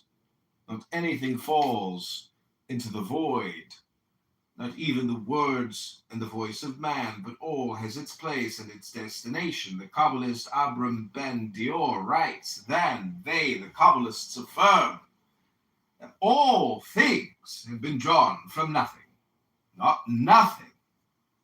They do not wish to speak of nothing, properly to say, for never can being come from non-being. But they understand by not being, which one can conceive of, neither by its cause or its essence. It, the no thing, is, in a word, the cause of causes. It is it whom we call the primordial non-being, because it is anterior to the entire universe. Though the Kabbalah recognizes but one primordial cause, it also recognizes two complementary elements, the one incorruptible and vital, which reveals itself as a spiritual energy, and the other corruptible and inert, always tending to dissolve and return to its original atoms. The first is bliss, the second is hate. The first is symbolized by the angelic hosts, the second by the demon hordes, good and evil. For as Isaiah says, I form the light and create darkness. I make peace and create evil. I, the Lord, do all these things. The spirit which we sense through our third eye is not God as the primordial cause of no thing, but as it were the thought of this cause. He constituted in the first place a point of light, which became the divine thought. Our consciousness is the mirror which catches the rays of this thought. Therefore, all thoughts are images of God's thought. And the more spiritual, alive, or consciousness becomes, the more perfect are these images, which are not illusions, but symbols of reality. Simon ben Yochai stretched out his hands and cried, now ponder well upon all that I have this day revealed unto you, and know that none of these celestial palaces are light, nor are they spirits, nor are they souls, nor are they any form that may be seized hold of by any means of the senses. God to this third eye is not nothing. He is.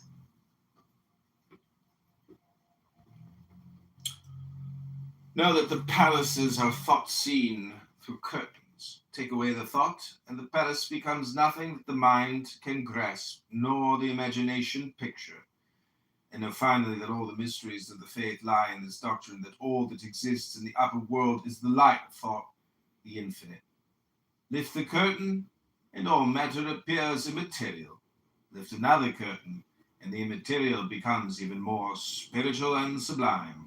As each succeeding curtain is lifted, we are transported to ever higher planes of sublimity until the highest is reached.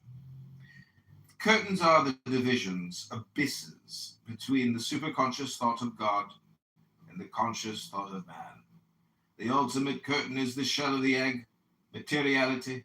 But before this final curtain can be lifted, a host of intellectual curtains, the white of the egg, have to be dissolved by transmutation into spiritual energy. Spiritual deliverance or attainment is consequently an act of creation.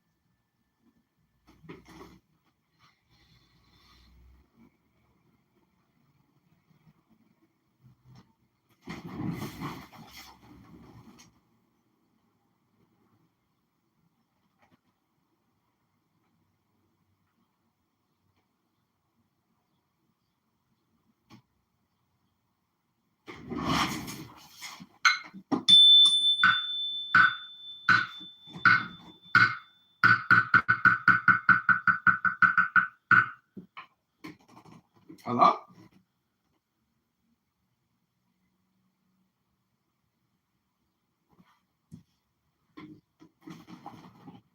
Hello? Hello?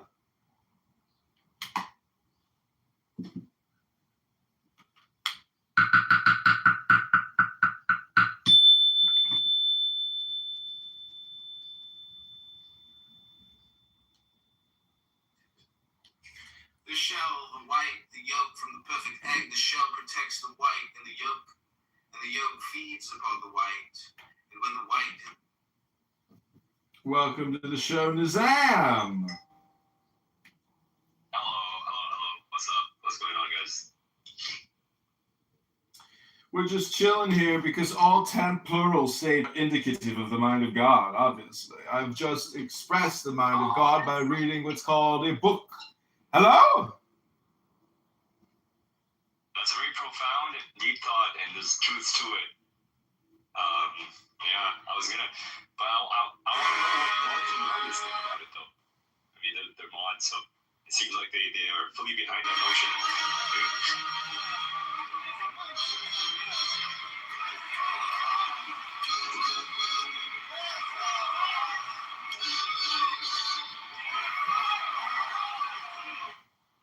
And they're not available. That's so sad.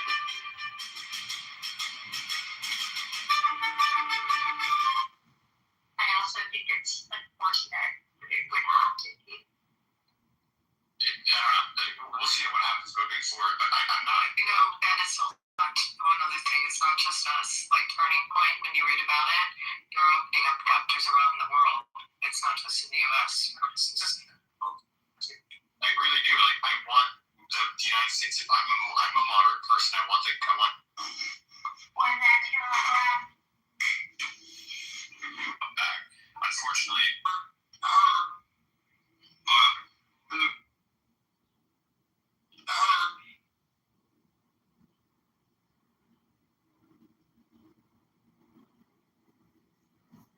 Hello? Well, if books are divine, then surely music must be even more sublime. Hello? The object of most of the foregoing practices will not be clear to you, but at least you will deny they have trained you in determination, accuracy, introspection, and many other qualities which are valuable to all men in their ordinary avocations, so that in no case will your time have been wasted.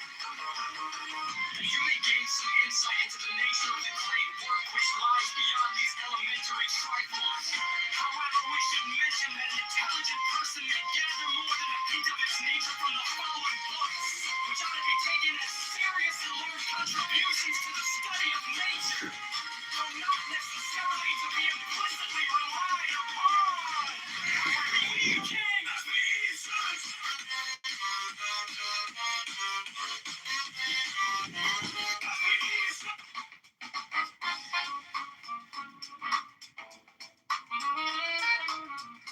All right, everybody, welcome back to Our Temporal States Are Indicative of the Mind of God.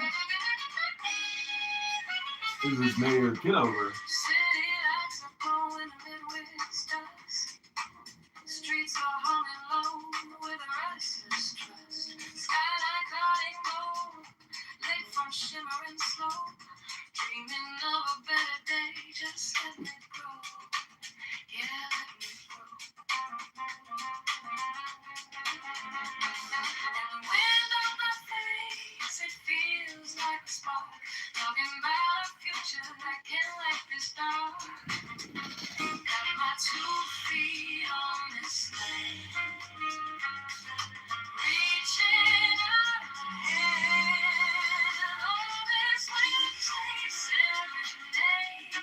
Playing through the streets. A hopeful song where every neighbor meets. Voices rising strong and bold. Stories of a city told. Yeah, the rhythm of our hearts. A promise we keep. This wind of change serenade. Rising so deep. Rising so deep. Make the shine. Every skyline light in sight. Dreams of every block stepping into the light.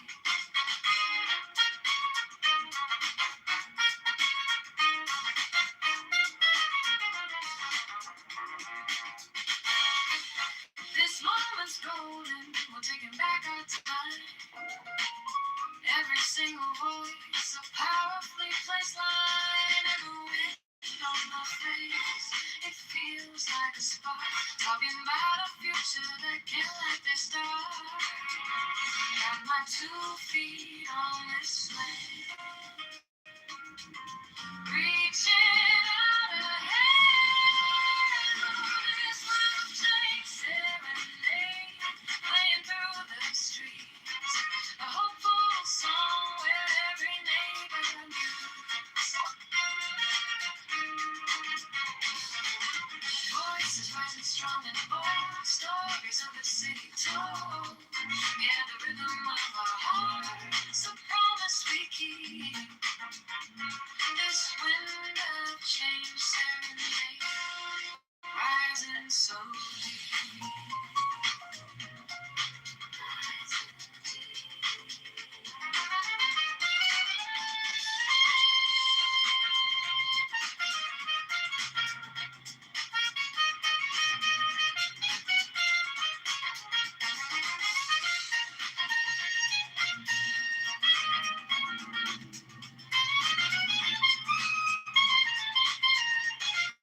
It's a slow shift in the breeze, put our worries at ease. Yeah, the sound of the city calling out to be free. Oh, this wind takes serenade, playing through the streets. Is there a white European chamber of commerce? Bellissimo.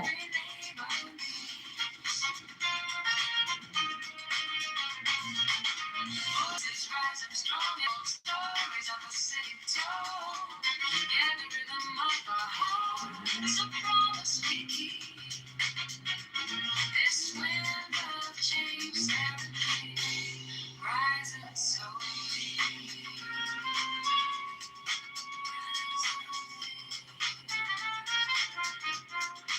Wind of change, serenade.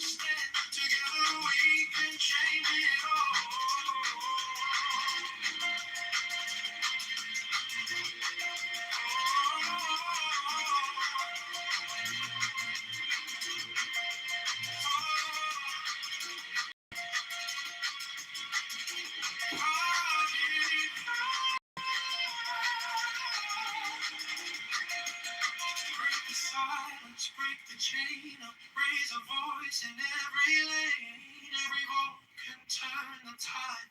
No more letting life pass by. Maybe we can shake the sky. Choosing how we live and thrive. Building dreams we can't ignore. There's gotta be something more.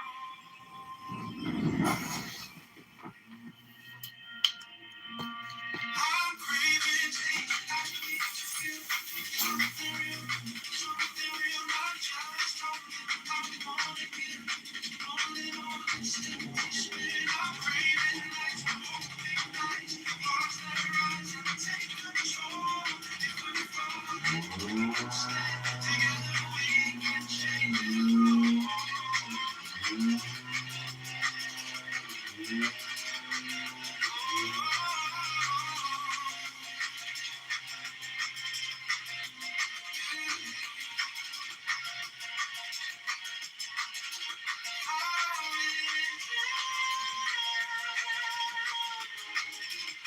I'm craving change, we won't pretend. This is not how our story ends. We'll take the risk, we'll cross the line, just to know this choice is mine.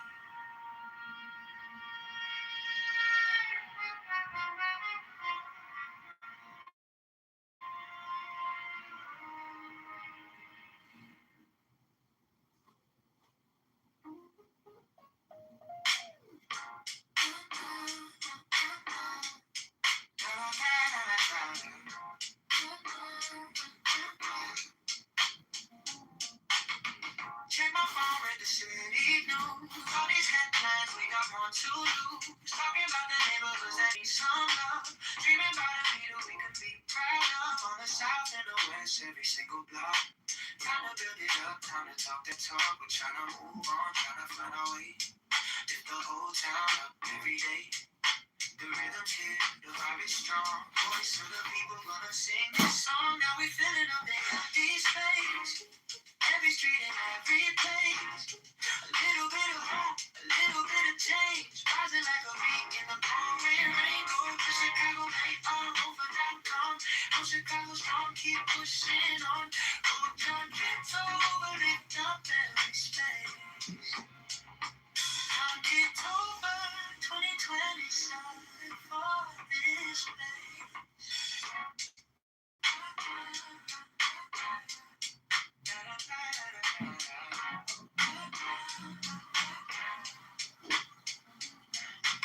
One step, two step, marching down the road. Every single ward in election mode. You can run the city in the people's hands. Time to back a vision with some real plans. Tax reform talk, make the burden fair. More for the schools and the homes right there. So bold, so bright this year. Every voice in the crowd so clear. Go to Chicago, election.com.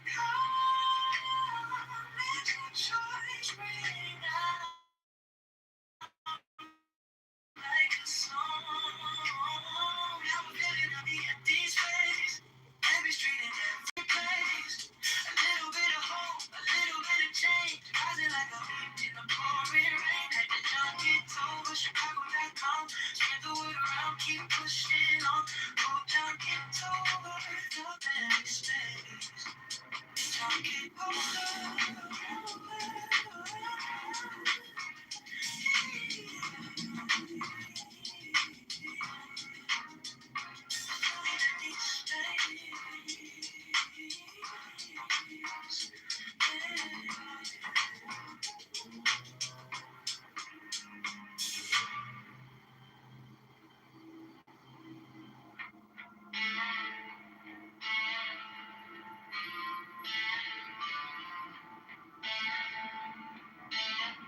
You said elections coming Tuesday.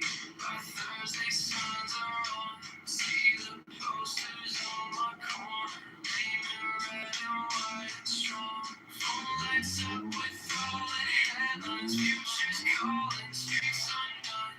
Every ward and every station. Every vote, it starts with one. Try to get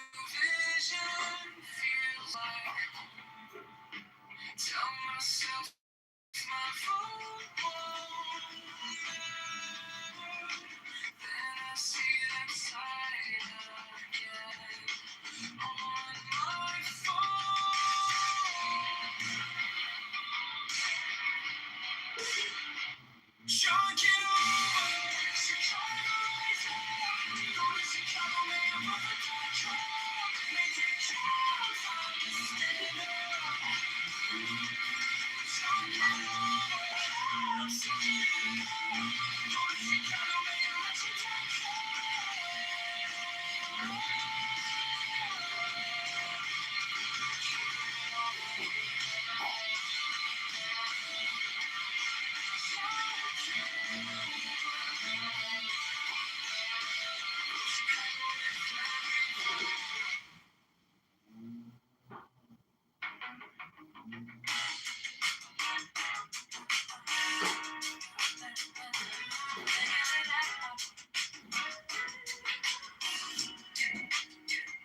was waiting for a sign to start, like a map drawn out in the dark.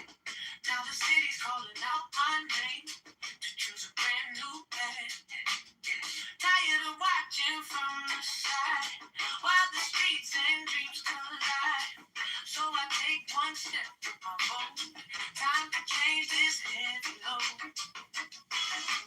Maybe we don't need to know it all. Maybe we just need to vote so we keep moving anyway. Chicago choose a brighter day. Go to Chicago, mayor, vote for Paul. Get your voice, lead the way. Every choice rewires me. Every vote unlocks the key. We want tax reform today. Vote John Kitover, pave the way. Now still riding in our heads, but it won't get the final say. We can rise and stand as one. From Chicago starting today. We don't need a perfect line. Just a reason, just a sign. Every inch we claim is ours. Every step can raise the bar.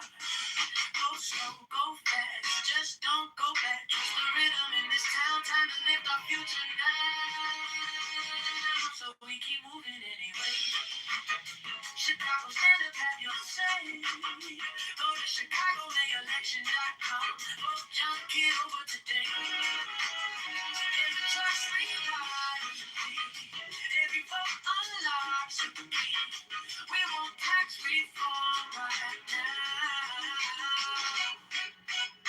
Grow Chicago, rise up now.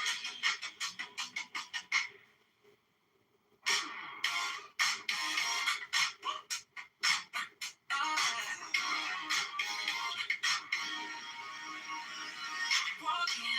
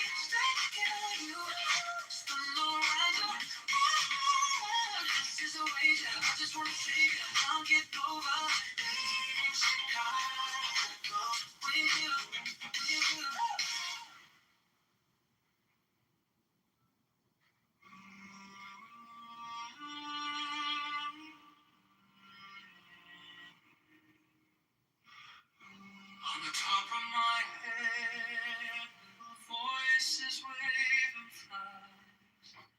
Every word a tiny mirror asking, who are you really? Spamming a silver suit, politics in painted shoes, comedy juggling our fears, are tracing halos on them. All communication is hypnosis. Every sentence swings a light. You can call it love or persuasion. Both are reaching in the night. All communication is hypnosis. From a whisper to a shout, I'm just choosing brighter colors for the picture in your doubt. Critics on a crystal edge, measuring the leap you take. Love letters in your junk folder, still trying to rearrange you. Persuasion in a last post, informative, kind of glowing. Here's a future you could live. Hey, if you let it in your bloodstream, all communication is hypnosis. Every sentence swings a light. You can call it love or persuasion. Both are reaching in the night. All communication is hypnosis. From a whisper to a shout, I'm just choosing bright colors for the picture in your doubt. What if this is the opera and your breath is the overture? Every thought in your orbit singing, you're something new. All communication is hypnosis. Every sentence swings a light. You can call it love or persuasion. Both are reaching in the night. All communication is hypnosis. And if every word's a spell, I'll keep casting tiny futures where you rise. And you are well.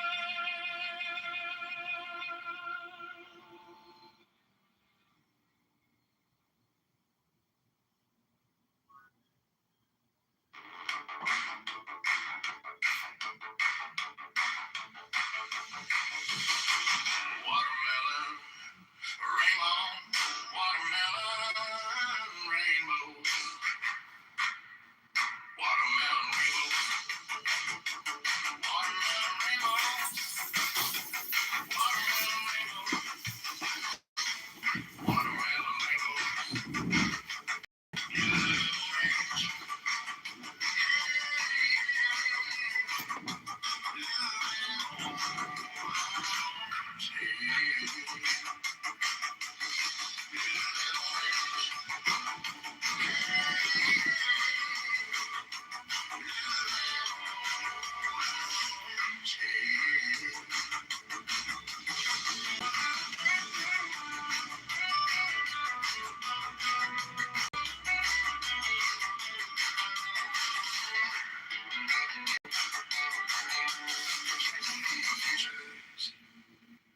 Catching neon futures, catching neon futures, catching neon futures.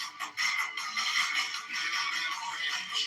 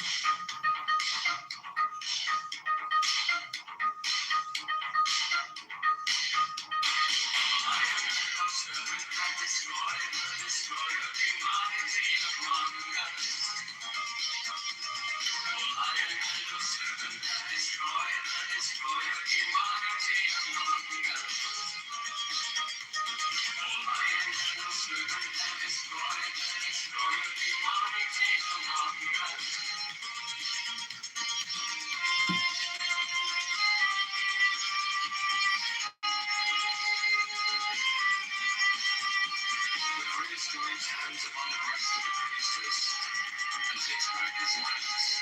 He turns to the beloved, lowers and raises the lance, and makes upon them. Do what thou wilt, shall be the whole of the law.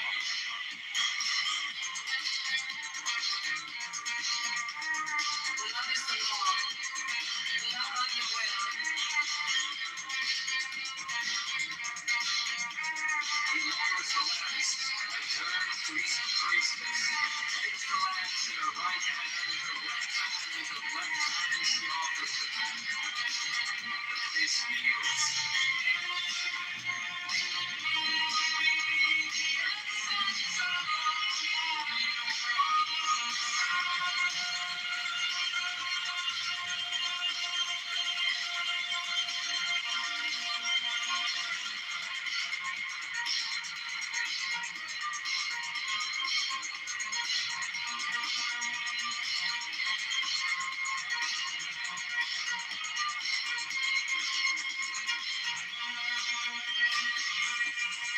He takes the host with the right hand and makes wind on the path and consumes it.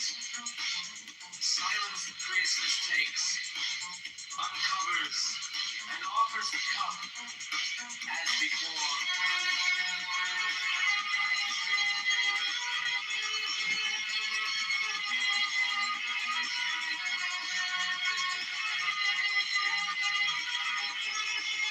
Thanks, Alan T-Mobile.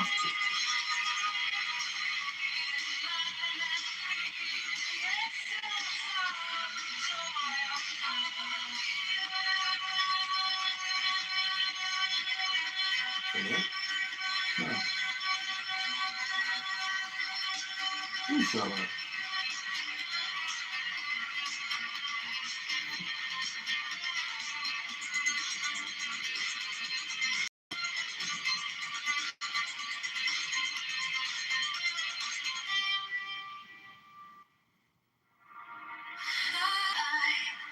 Beyond all I am, who has no nature and no name, who art when all but thou art gone, thou Nuclear testing. Listen to this. And Kennedy, have them go the way the book does. Just have almost every topic have at least one, and in Israel, but the founder of Israel, in which they're very angry letters, in which Kennedy is saying, Kennedy threatens him, and he threatens him in such a way that before he resigns.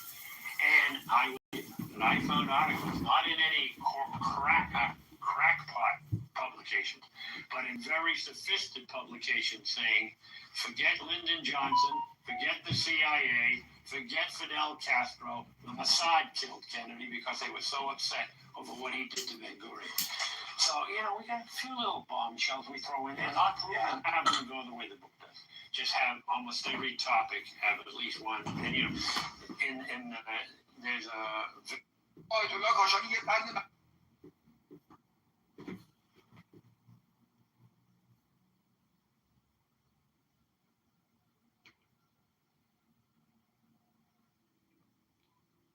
Somebody messaged me on Instagram and told me, shut up! So I wrote back, shut up? Yeah, who shut up? That's how stupid life is. But, thing about Instagram comments is it's like you don't even want to click on them because you can't really even read them in the notification. So it's like, who cares what people say? The point is I only post comments because I want people to look at my account.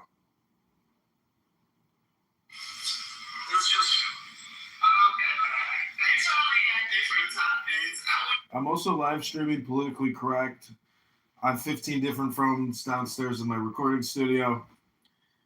I'm going to file my taxes today. And do some other little paperwork. They go to the gym. Went to the gym yesterday. Went to the gym the day before. And I've definitely developed a belly, a stomach, a winter stomach. I'm trying to burn through it. I'm trying to focus on the sit-ups. Focusing on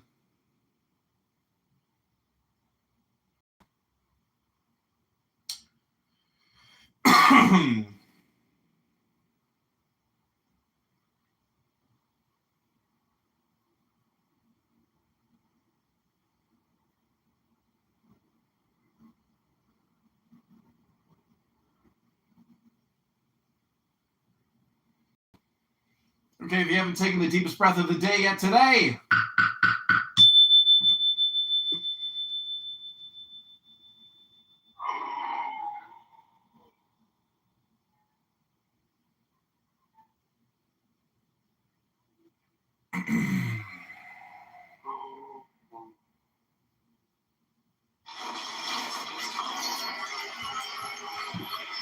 Hello.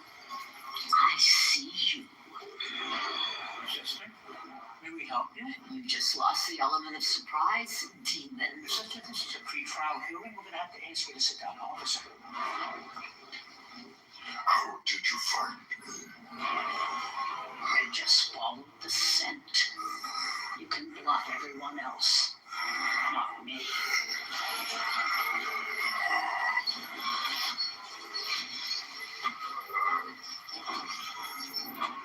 I want you here. I have a free hook for you. Terrified. Terrified. Oh.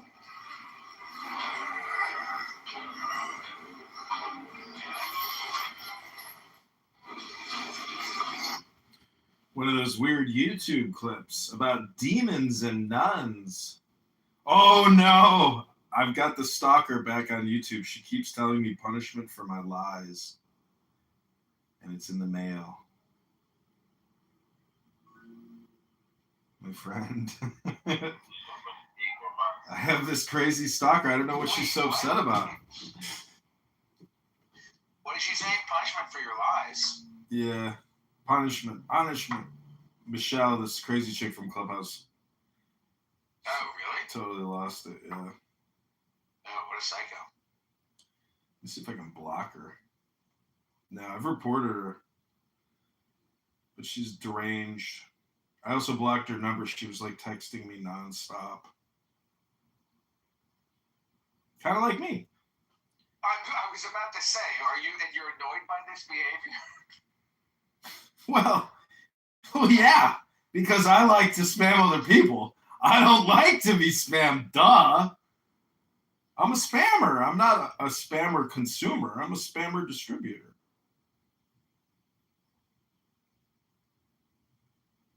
I don't. Poor thing.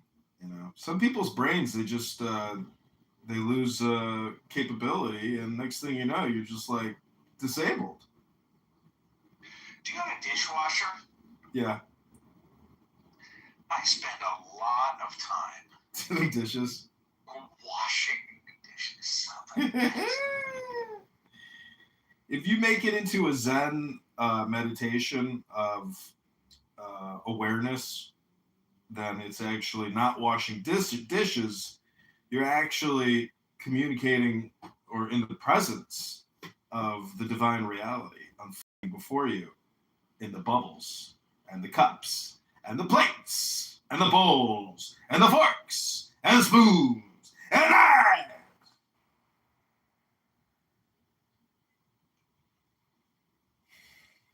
If you knew how lazy I was, my friend, you would be amazed.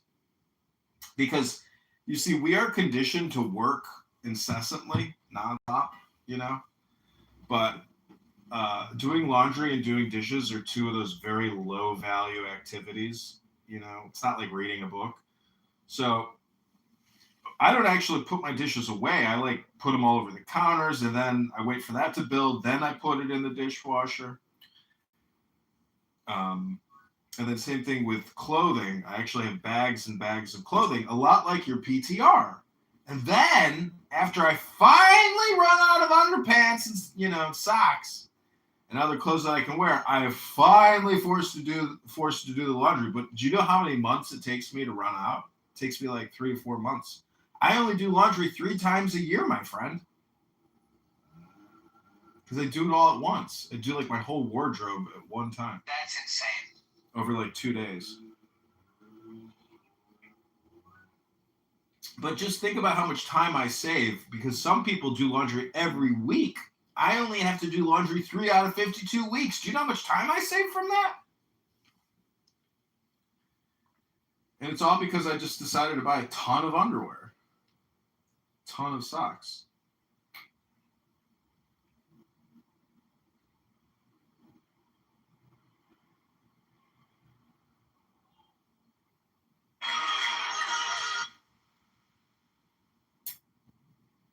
That's actually pretty smart.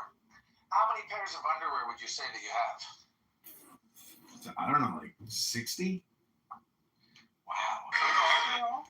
In a drawer, yeah. You can fill 60 pairs of underpants in a drawer, you know? And it's a good investment just because of the time. Just think about it. If you totaled up all the time and then you were to, you know, do a calculation and get a dollar value, you'd be like, holy shit, bro. I'm not even getting paid to do all this fucking laundry. I spent all this time doing all this fucking laundry.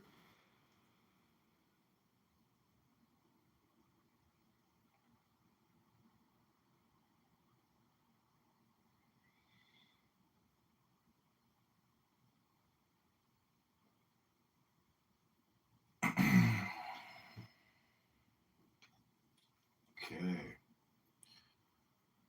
We are going to create more videos on YouTube of me reading books, because all communication is hypnosis. And when people watch my beautiful bald head, I want them to hear something intelligent. I don't want them to hear me making fun of people on Clubhouse and abusing and roasting them and harassing them with how stupid they are for talking all the time, because they don't even know that silence is the secret. They're supposedly talking about the secret all the time on this app and their special proprietary religious association, but they're never talking about shutting the fuck up and being silent and meditating in peace. Enjoy. Instead, it's this horrible argument all the time of McZed yelling at people like he's in the courtroom. Oh, McZed, we hate it. It's so annoying. Just read a book, McZed. Slow down. Wait, slow down. Slow down. Ugh, McZed, if you were my attorney, I'm sure we'd win, but at what cost? Was it worth it? I don't think so, McZed. See, the funny thing is, all these people are actually drug addicts. Turns out they all are meth addicts.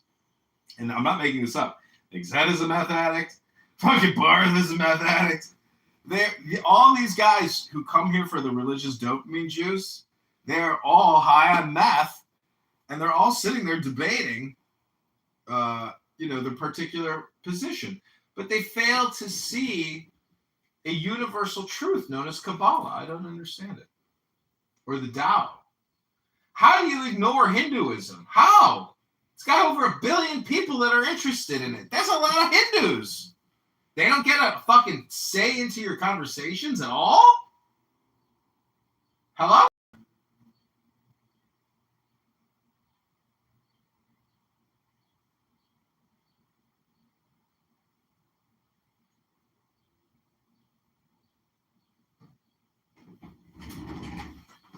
Okay, this is for you, my friend. Pick a number, 1 through 64, my friend.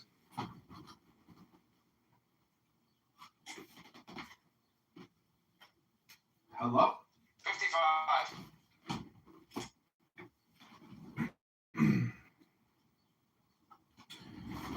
Okay, my friend, this will help with your love life. This is number 55. Fullness. The card says that this is a moment of fullness. The ardent flame of the vital force explodes with a crash and a thunder, canceling itself and canceling any inhibition of the conscience. Any sense of apathy vanishes. You are before a vital experience. Maybe you perceive it as death. Fear it not, for maybe, for the first time, you are alive. Fullness of 55.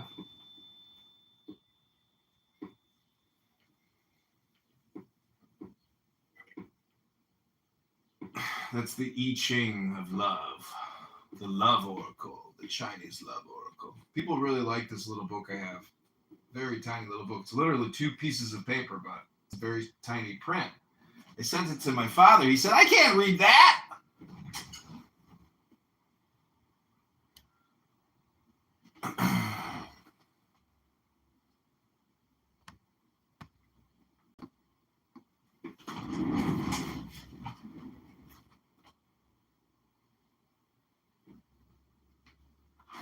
Woo! Caught you, baby.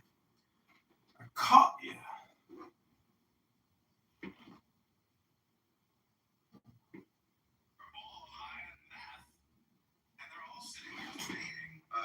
The particular position, but they fail to see a universal truth known as Kabbalah. I don't understand it.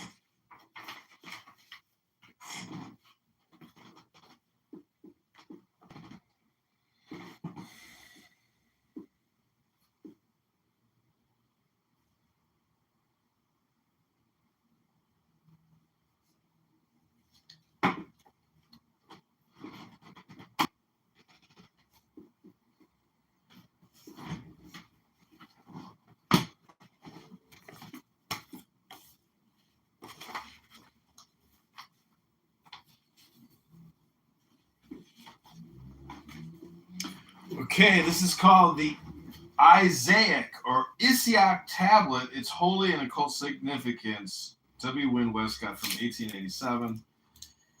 There is only 22 of these books in existence. It comes in a velvet, purple, like luxury thing. It's from 1887. It's very expensive. It's the Mensa Isaica. It's incredible. You probably have never heard of this, but it's called The Photograph of Westcott's of the Isis Tablet. Are you aware of what the Isis Tablet is? It's at the Egyptian Museum in Turin. No idea. It's the Tabula Babina Savi Mensa Isaica. It's an ancient Egyptian tablet. It's very complicated. There's a transcription of the Isis tablet from Athanasius Kircher, Oedipus Aegyptiacus in 1655. It's an incredibly complicated Egyptian hieroglyph of incredible significance and beauty. And this rare book, translated by this master mage, Westcott, supreme magus, it's called the Isiac Tablet of Cardinal Bembo. This curious relic of an age long past cannot fail to attract the attention of every earnest student of the mysteries. Its beauty of design, its careful execution, its obvious antiquity, its certain connection with that most incomprehensible scheme of religion, the Egyptian, all combine to fascinate the mind, stimulate the intellect in a search for the explanation of the purpose and meaning of this very elaborate pictorial work of art. Mysterious in its conception, of unknown origin, and of peculiar workmanship, the tablet merits examination and research. from the time of the learned Orientalist Kircher, and of the classic Pignorius, many eminent archaeologists and men of letters have devoted their energies to the elucidation of the hidden object of the designer, who must have been as erudite in all the arts and wisdom of the Egyptians, as he was skillful in execution. The well-known names of Mount Fahon, Shuckford, Warburton, Kaesler, Caylus, the Abbé Bagnière, the Abbé Pluchet, Jablonski, Kenneth Mackenzie, Keneally, Wilkinson, Eliphas Levi, and Bonwick, all of whom have ventured some opinions, are sufficient proof of the worldwide interest that this Mensa Isaica has aroused. Many years have now passed away since the author made a labor of love of the drawing of the tablet from which the photogravure in this volume was taken, and his drawing being finished, his work seemed incomplete until he had supplied as its companion an explanatory treatise.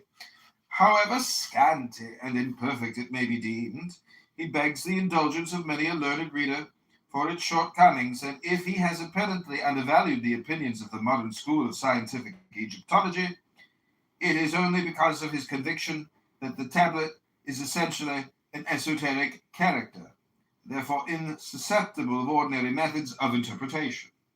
The photogravure provided with this little volume, 10 ins by 8 inches, is of course much smaller than the original, which is approximately 50 inches in length, 30 inches in breadth. So far as can be ascertained, the tablet has not been engraved or printed in its entirety since 1719, when it was published in France by Mount Faucon, and it has never been printed in England. The eye is of bronze. The designs are inlaid upon its upper surface and are composed partly of silver and partly of a dark-colored enamel, which is somewhat the tint of steel in yellow work. Some portions of the silver ornamentation are missing. Perhaps they've been removed by force for their intrinsic value during the turbulent Middle Ages, although it is possible they may have become loosened and lost by accidental violence. Around the whole, the tablet is a border of small designs, or limbus, as Kircher called it. At each corner is a many-petaled rose-like flower.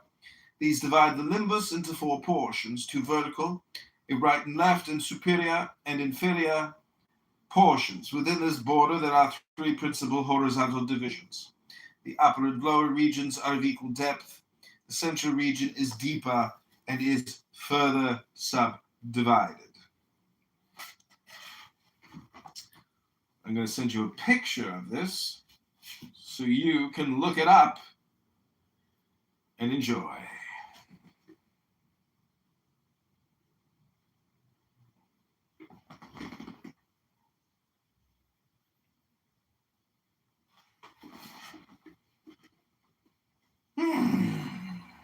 Zach de la Ruda.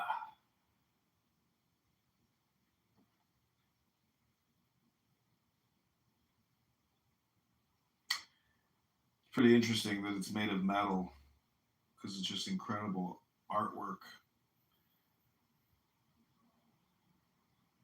50 inches long, so about 5 feet by almost 3 feet. Wow, it's like a bunch of pictographs. Hieroglyphics.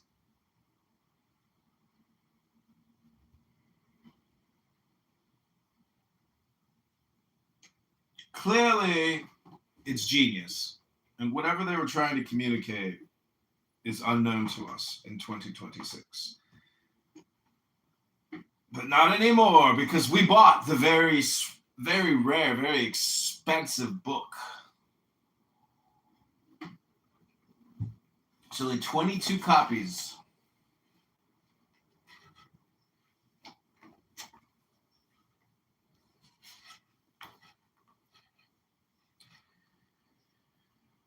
The upper region presents 12 principal erect human figures and several smaller designs. The lower region presents 12 principal, more or less human figures, of whom 2, the second and 11th, are standing in porticos, and 2 others are seated.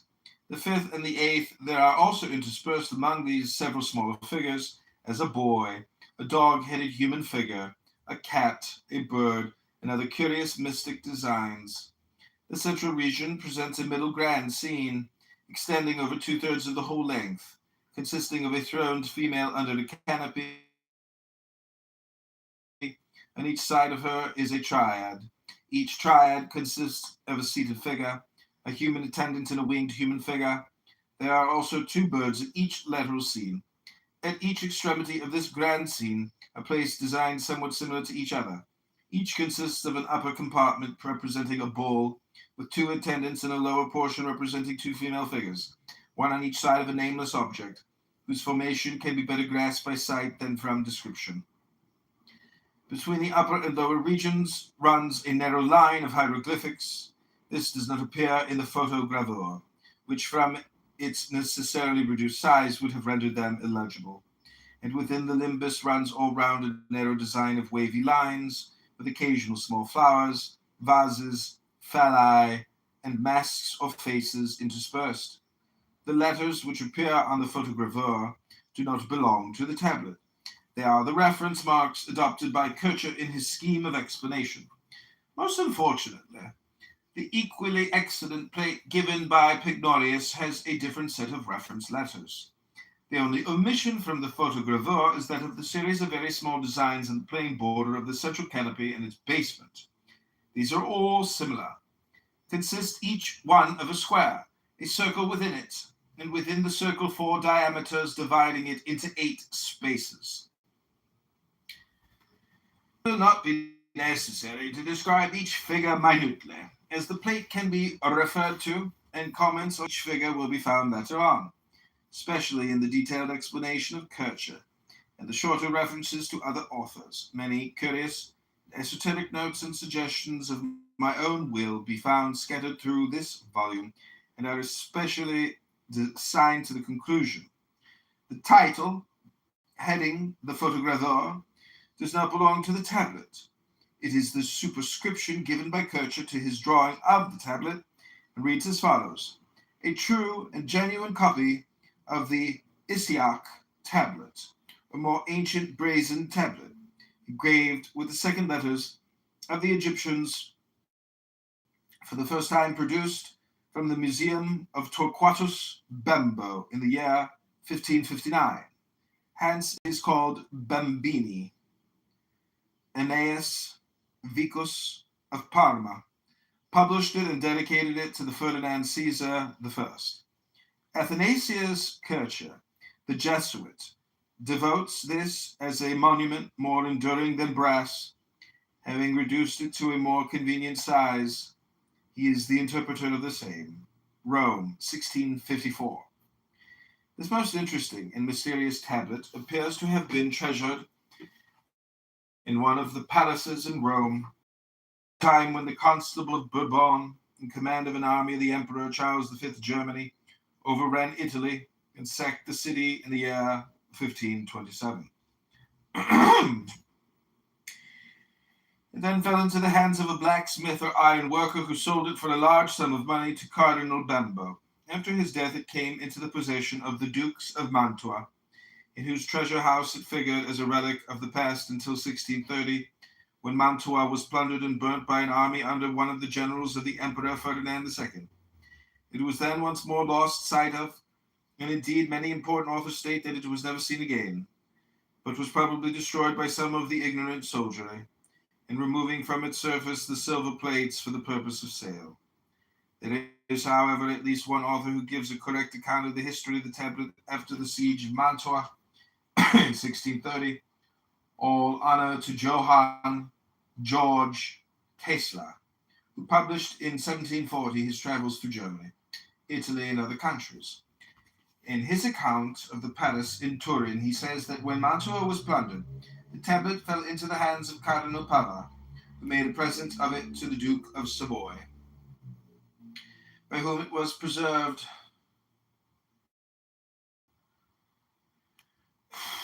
It was finally presented to the King of Sardinia, in whose palace at Turin. In 1730, it was made a great favor to him to be allowed to see it, because it was very carefully guarded. He describes it as a pretty large copper plate, with silver imagery inlaid amid a blue steel enamel. He states that Pignorius's large plate is the real size, and that Mount Faucon has in his copy inverted it. This is an error, but Herwart de Hohenberg has done so. The Guide to Northern Italy by Murray states that the tablet is now exhibited in Turin at the Museum of Egyptian Antiquities. He gives as the dimensions 4 feet 2 inches by 2 feet 5.5 inches. He states, without giving authorities, that it was first discovered on Mount Aventine in Rome, at a spot where a temple to Isis once stood. Having been again lost at the sack of Rome, it was found in 1709 at Turin, carried away to Paris in 1797, and returned to Italy at the peace. He suggests that it was made in the time of the Roman Emperor Hadrian. Vicar also, without quoting any authority, states that the tablet was first found in 1549 during the papacy of Paul III at the Villa Caffarelli at Rome.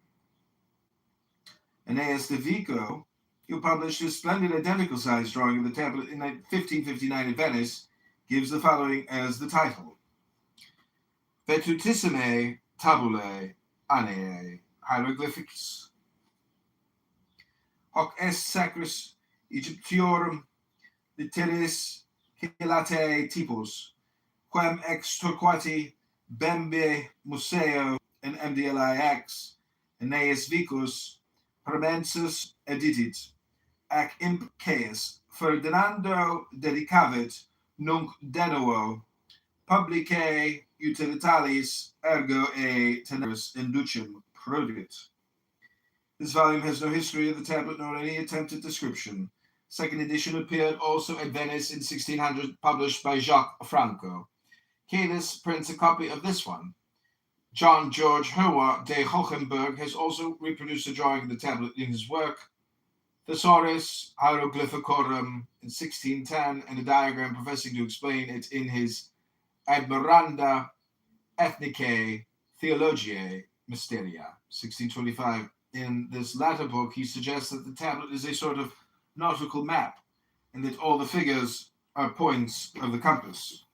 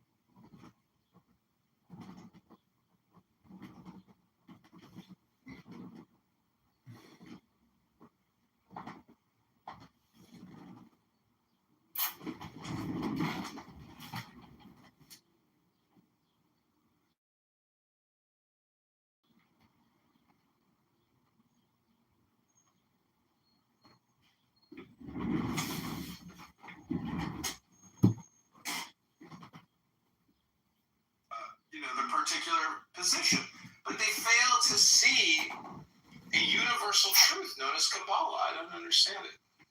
Or the Tao. How do you ignore Hinduism? How? It's got over 1 billion people that are interested in it. There's a lot of Hindus. They don't get a fucking say into your conversations at all?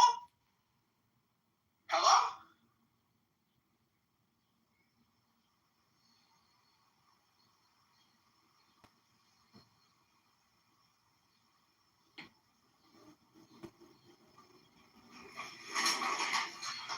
Okay, this is for you, my friend. Pick a number, 1 through 64, my friend.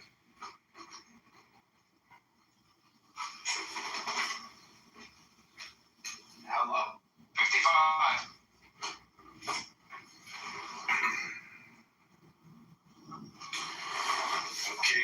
this will help with your love life. This is number 55.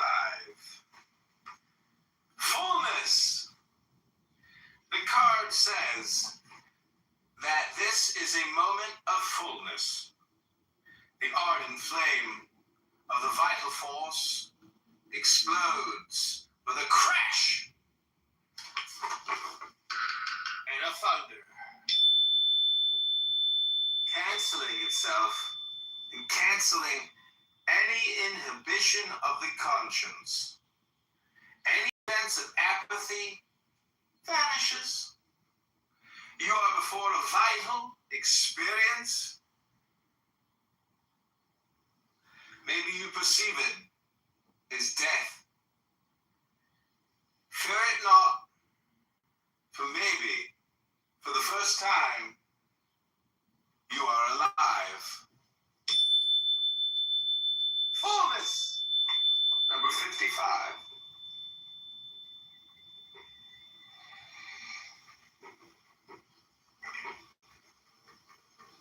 That's the I Ching of love, the love oracle, the Chinese love oracle. People really like this little book I have.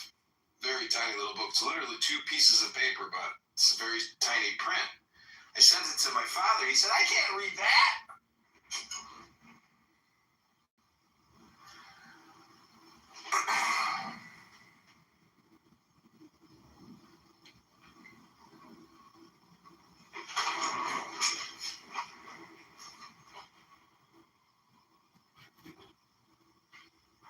Woo! Caught you, baby. I caught you.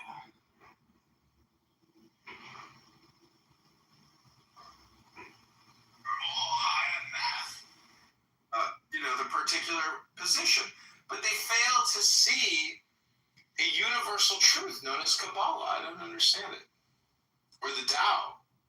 How do you ignore Hinduism? How? There's got over 1 billion people that are interested in it. There's a lot of Hindus. They don't get a fucking say into your conversations at all? Hello?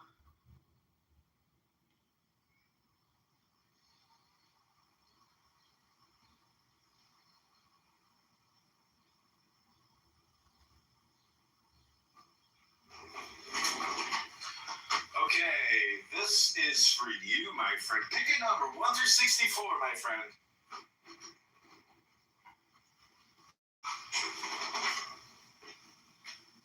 Hello? 55.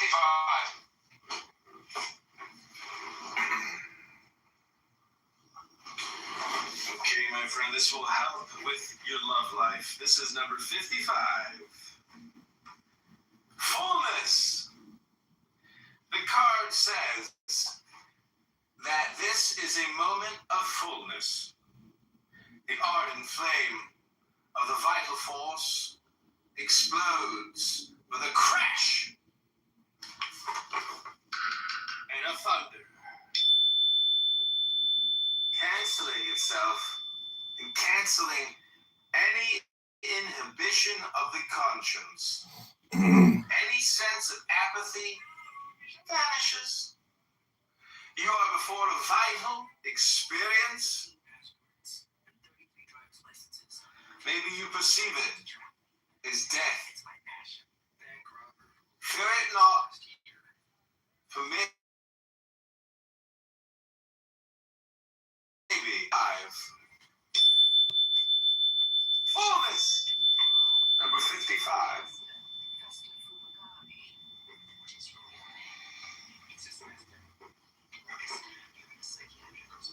That's the I Ching of love, the love oracle, the Chinese love oracle. People really like this little book I have.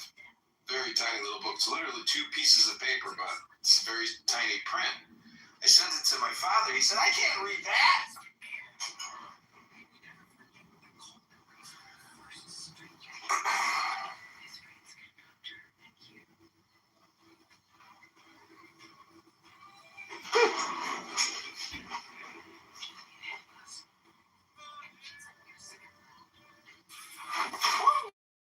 Caught you, baby. I caught you.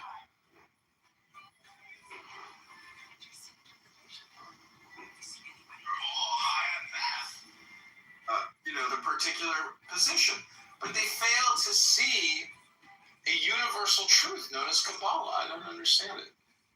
Or the Tao. How do you ignore Hinduism? How? It's got over 1 billion people that are interested in it. There's a lot of Hindus. They don't get a fucking say into your conversations at all? Hello?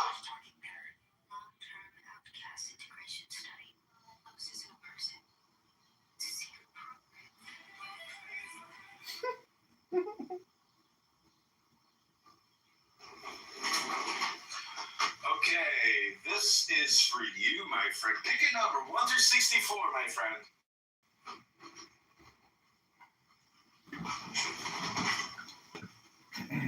Hello? 55.